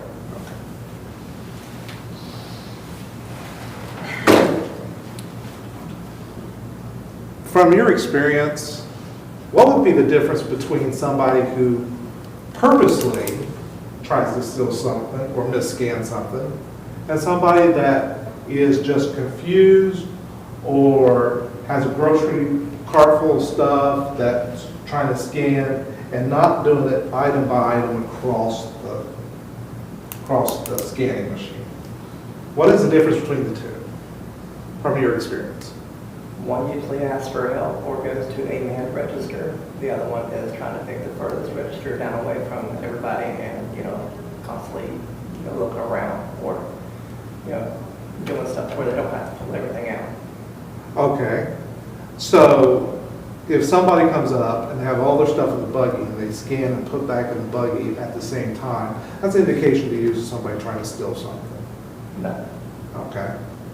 All right. Somebody that doesn't ask for help and does their best, is that an indication of somebody trying to steal something? No. Okay. Somebody forgetting to scan something, is that an indication of somebody trying to steal something? No. Okay. All right. At any time, did she sort of act suspicious in that video? Yes. How? Like I said, skipping items. Whenever she started to skip the first couple items, that's whenever I started to watch her. And then as I watched her more progress and then more just not come out of the buggy. But we're talking about her actions not the scan, not the scanning items, which could very well be by mistake. But I'm talking about, you mentioned earlier, like somebody looking around, trying to make sure that nobody's watching. Did you see her looking around, trying to see that nobody's watching in that video? There were a few times. A few times? Yeah. Okay. What other ways was she suspicious? Just a hand scanner, just, moving around the buggy. That's just an indication for us to watch. Okay. So you were watching this live? Yes. Okay. Did she seem like she's struggling a little bit? No. So the fact that, for example, her dropping the ketchup on the floor doesn't indicate to you that she's struggling in some way? Not whenever she tries to back multiple items at once. No. Okay.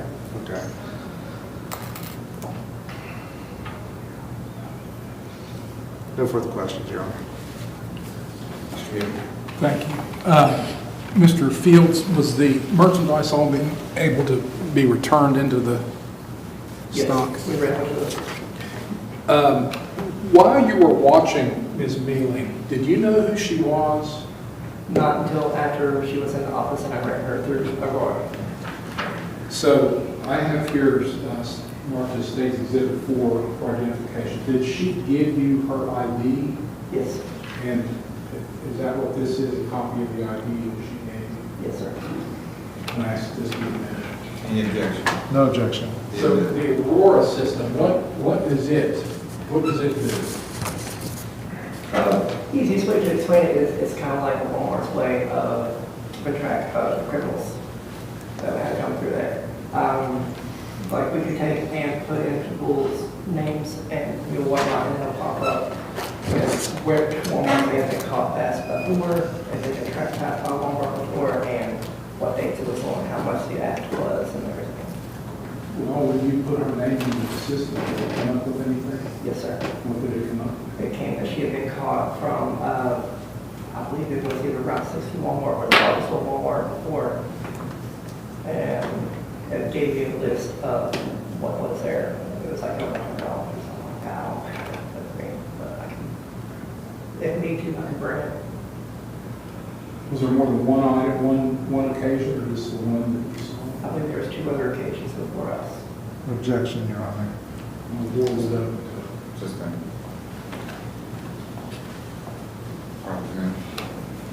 Nothing further, Your Honor. You may step down, sir.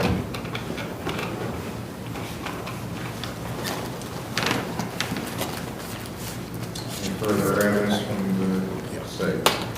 You can say whatever you want. Yeah.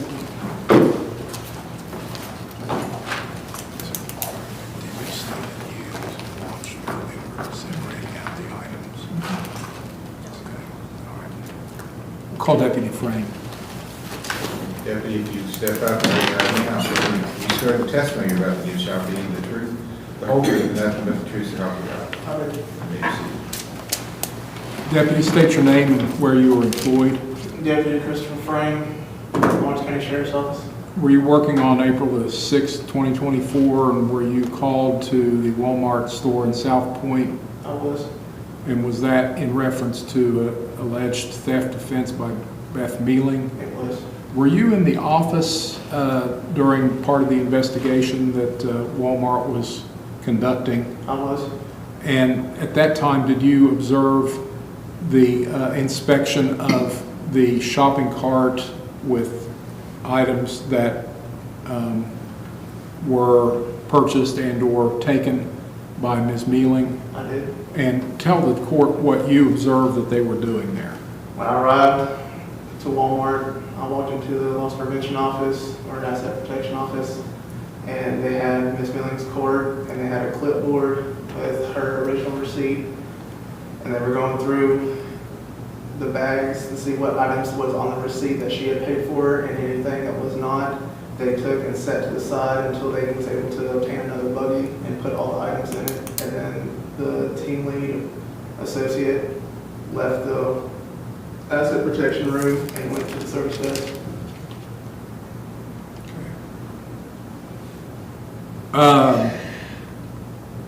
Were there, if you had to estimate how many items there were, without obviously knowing the exact amount, how many items do you think there were? That was scanned or skipped? That were skipped? At least 20. That's all I have of this witness, Your Honor. Cross-examine. Deputy, you didn't count the number of items, did you? No. Okay. And you didn't stop her after the point of sale, did you? I did not. Okay. So you don't know if those are the items that went past the point of sale or not? I do not. Okay. No further questions, Your Honor. Any further? That's all, Your Honor. And we rest. Step down and he's released. Yes. Yes. Thank you for hearing. Thank you, sir. Thank you. We rest. Mr. Sharp. Your Honor, I call Beth Mealing to stand. You can come up and be sworn in.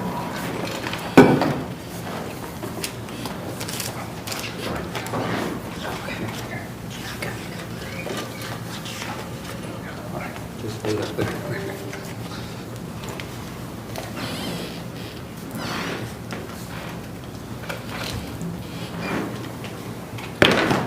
right hand. Do you swear the testimony you're about to give shall be the truth, the whole truth, and nothing but the truth, so help you God? Would you please state your name for the record? Beth R. Mealing. Okay. Beth, you said to watch that video. Is that you in that video? Yes, sir. Okay. Did you knowingly or purposely try to not scan any items? No, sir. Okay, all right. Did you attempt to scan all the items you had there? Absolutely. Okay. Did you review that receipt before you left the last point of sale? No, because it was so long and I assumed that I had gotten everything. I had multiple items of the same thing. Okay. So I scanned one and I could scan however many I had. When the hand scanner would beep and I would scan it again, so maybe whenever it beeped, it didn't scan, and I did not know that. But yes, I absolutely scanned everything. Let's talk about the hand scanner for a minute. That's meant to be pressed like a gun. You point it and press it. Okay. Does it scan every time you press it? I mean, obviously not. Okay. Since the total that they told me was $78, and I was shocked, and I said I would pay the money, and they would not allow me to do that. I said, have the money, and he was like, I didn't know that I didn't scan. Okay. So you thought you scanned all the items? Yes, absolutely, and I had my mother in the car, waiting on me. So you pointed the scan gun at all the items as much as possible, and you've pressed the trigger on it, correct? Yeah. Okay, all right. And then you assumed everything was working? Yes. Was somebody standing close to you that worked for Walmart? No, not that I remember. Not that you remember, okay. You weren't looking around? No, I was just there to check out and get out because I knew that my mother was in the car, it was hot, and I got the stuff, I just grabbed what I needed and left. I mean, I tried to leave. Okay. And then whenever they stopped me and put me in the office, and I was like, what is this for? And they were like, you've been shoplifting. And I'm like, yeah. They said, all of your items that went out. And I'm like, what do you mean they don't bring out? I said, I had multiple items of the same thing, so I scanned them. The beeper did beep a couple times, but I just assumed that it scanned the product. And I said, my mother is in the car. Do you have any training as a cashier? Training in this? No. Okay. And Walmart, does Walmart have a lot of cashiers working where you could have went through there? No. Okay. How many do they typically have, if you remember? One or two? Yes. If that, at times? Yeah, and the lines are ridiculously long. Okay. So with my mother sitting in the car and the heat, I was not going to wait in that long line. So you were forced to go through this system that you have not been trained on, correct? Yes. Okay, all right.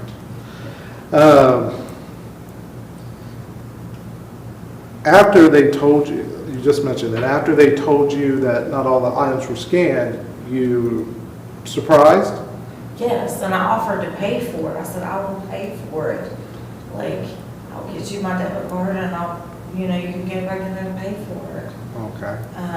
Or I'll go pay for it. And they were like, no, this is not how this works. Okay, all right. Is there anything else you would like the court to know? No. this incident has happened, but it was several years ago. I am a nurse. Well, I am a nurse. I'll let my nursing license lapse due to this because if I have a theft on my record, they're not going to probably reinstate my license. Well, let me ask you about that. You said you had incident where there's a theft charge against you before. Mm-hmm. How long ago was that? This is 2024, like 16, 17 years ago, Oh, okay. 18, I don't know. All right. But since then, you've turned your life around Absolutely. and you got a nursing license. What's your license? What kind of license do you have? It's a LPN. LPN, okay. And you let it lapse because of this pending case, Yes. okay? Knowing that that would present a problem, getting it renewed. Yeah, our licenses are renewed in June, the end of June, and they are aware that I have 2 DUIs in West Virginia that I am fighting, and they're probably going to be dismissed. But the theft charge is not going to look good because, I mean, who is going to want to hire a nurse that has a theft charge on her record? But the most important thing here is that you did not intend to steal anything from Walmart. No, I did not. Okay. You did your best to scam everything in that bucket. Absolutely. Okay. No further questions, Your Honor. Mr. Hill. Thank you, Your Honor. Have you ever used the self-checkout at Walmart before? Yes, I have. Because there's never any cashiers. I understand. So, I mean, and you've had a theft conviction in your life. Well, a shoplifting conviction from Walmart, right? That was in like 2006, 2007, and I was young. I was a single mother. I had no income coming in, and I had a child. So I had to do what I had to do to get diapers, wipes, you know, I paid for that. You heard that Mr. Fields, the representative from Walmart, say that you were on their system and told never to go back to Walmart. Okay, so, well, Cross Lanes, I was with my boyfriend at the time, and he had said, he told us that we could come back in a few days. What happened that time in Cross Lanes? My boyfriend had tried to steal something or something, I don't know, and I was with him. We went to court, and he said my girlfriend was with me. She had nothing to do with it, and I didn't. And they just dropped the charges on me. But your boyfriend was found guilty? Honestly, I don't remember. So the one that you had before was in Barbersville, right? The theft offense that you ended up being found guilty of.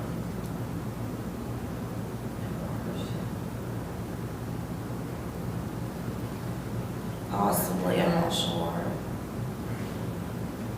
And you've been to magistrate's court in Huntington over some other ones, haven't you? That were dismissed. Yeah, years ago.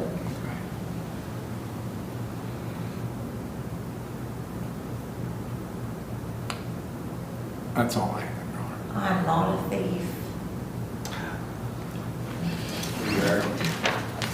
Those old cases, the cases that he mentioned, or the ones that you mentioned are over 17 years ago? Yes.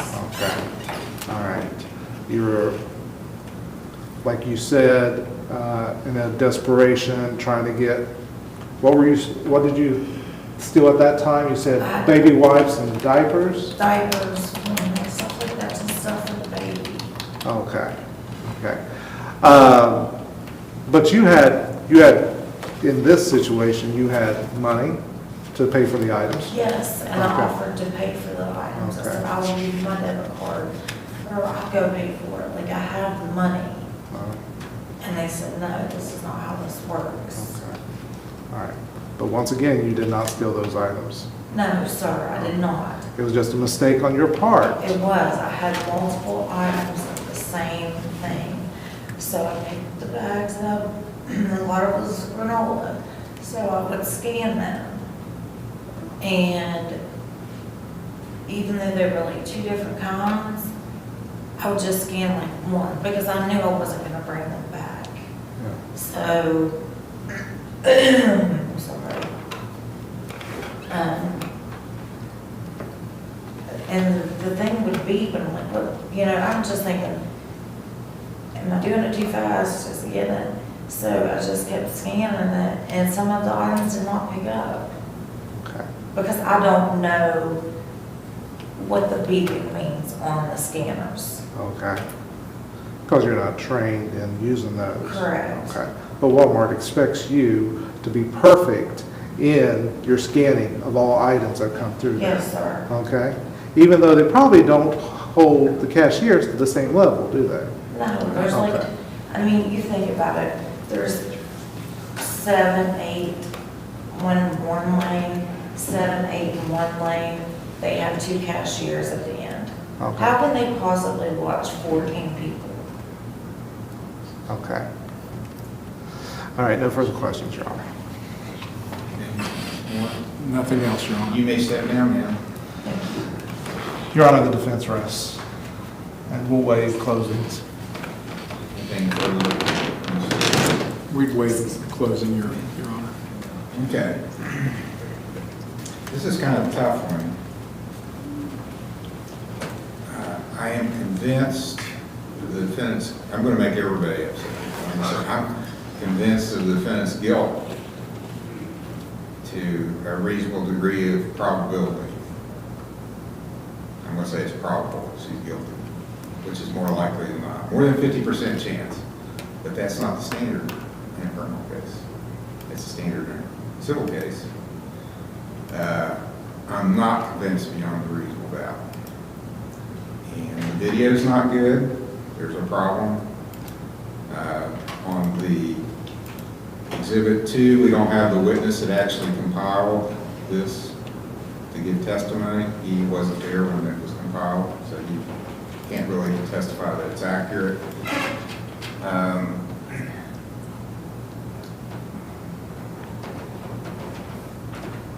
There's no she basically has testified that you tried to use the gun. There's no testimony that the gun was in working order. It is possible that the gun wasn't working appropriately, and there's no testimony to defeat that. It's, I think, the state's burden to meet that defense. So I'm going to kind of reluctantly find her not guilty. So she's found not guilty. And I didn't see in the video, I didn't see any what I would consider suspicious activity. She wasn't looking around trying to see if anybody was watching her. I didn't see anything like that. So she's found not guilty. If you are shoplifting, don't get shoplift and don't go to Walmart. No. Not Walmart. And then wait on the cashier. State of Ohio recalls Kimberly McCann, case number CRB 24395 A and B.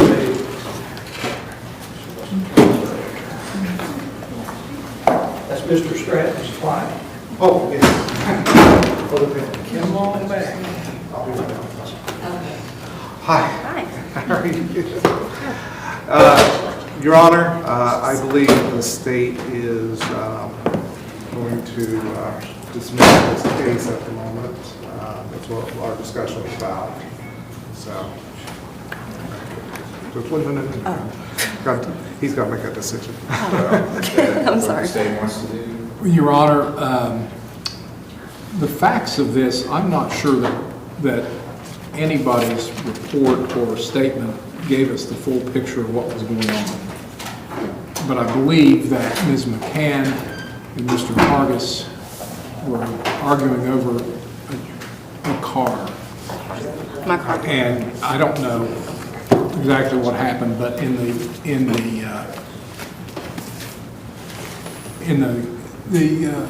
midst of all this activity involving the car, apparently Mr. Hargis has a protection order against Ms. McCann, or did have one, out of Tennessee.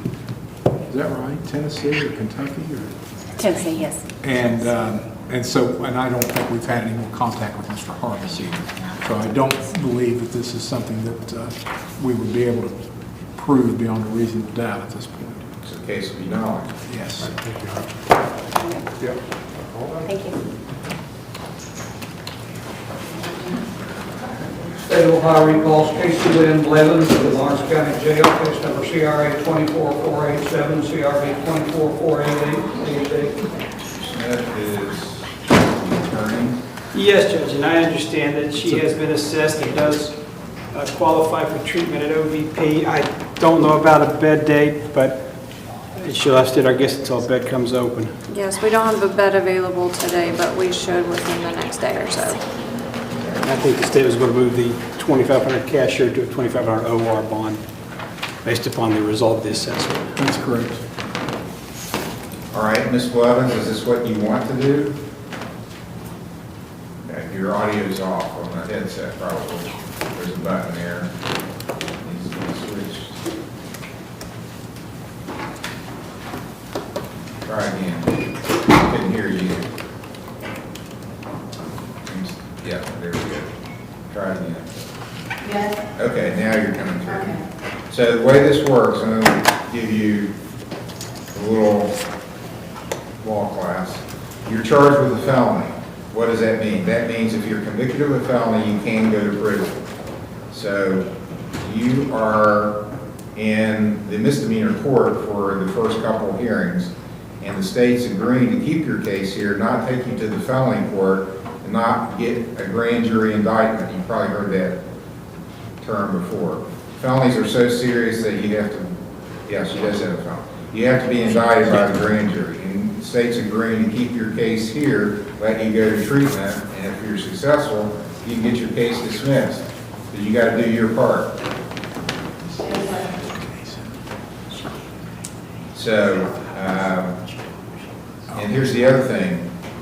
You're from West Virginia. If you don't come back and there's a warrant issued for you on a felony, that warrant's good in West Virginia. They will pick you up on an Ohio warrant on a felony. Then you'll go to Western Regional and sit for at least 3 weeks waiting for one of the judges in Campbell County to have an extradition hearing, and so you're probably wasting 4 or 5 months, or 4 or 5 weeks anyway, before you'll come back here and start all over. So the point I'm trying to make is you have to take this serious. It's not a game. You can get a really good result, get some treatment that's worth thousands of dollars, get in recovery, and get your case dismissed. Your most serious case anyway is dismissed, your felony charge. So that's a good deal, but you got to do your part. Yes, sir. Okay, so I'm going to order you released to, now they can't take you today because they don't have a bed available, but they say maybe tomorrow or the next day there should be a bed available to OVP. And then you're going to come back here. What's your schedule? Judge, we had set it for, I believe, like the 12th, just in case she was in jail, but I just can't do the 23rd of August. I can do any other day. Let's get, how about the 16th then? I can do that. More time. Yes, sir. See how she does in treatment. Sure. And it's a lot better date than the 12th. Yeah, I can do the 16th. Okay, I'm going to see you on the 16th. You'll come back to court, and they're going to give me a report. You can't see. You're probably getting nothing. Okay, now you can see. They're going to give me a report as to how you're doing. So if you go there and mess around or don't do what you're supposed to, they're going to tell me on the 16th. I don't know. So get a good report. Do what you're supposed to, when you're supposed to do it, the way they tell you to do it. Okay? Yes, sir. I'll see you August 16th at 10 a.m. for a preliminary hearing. Thank you, Judge. You're welcome. Thank you, Your Honor. Thank you. Okay, court is adjourned. She's not waiting.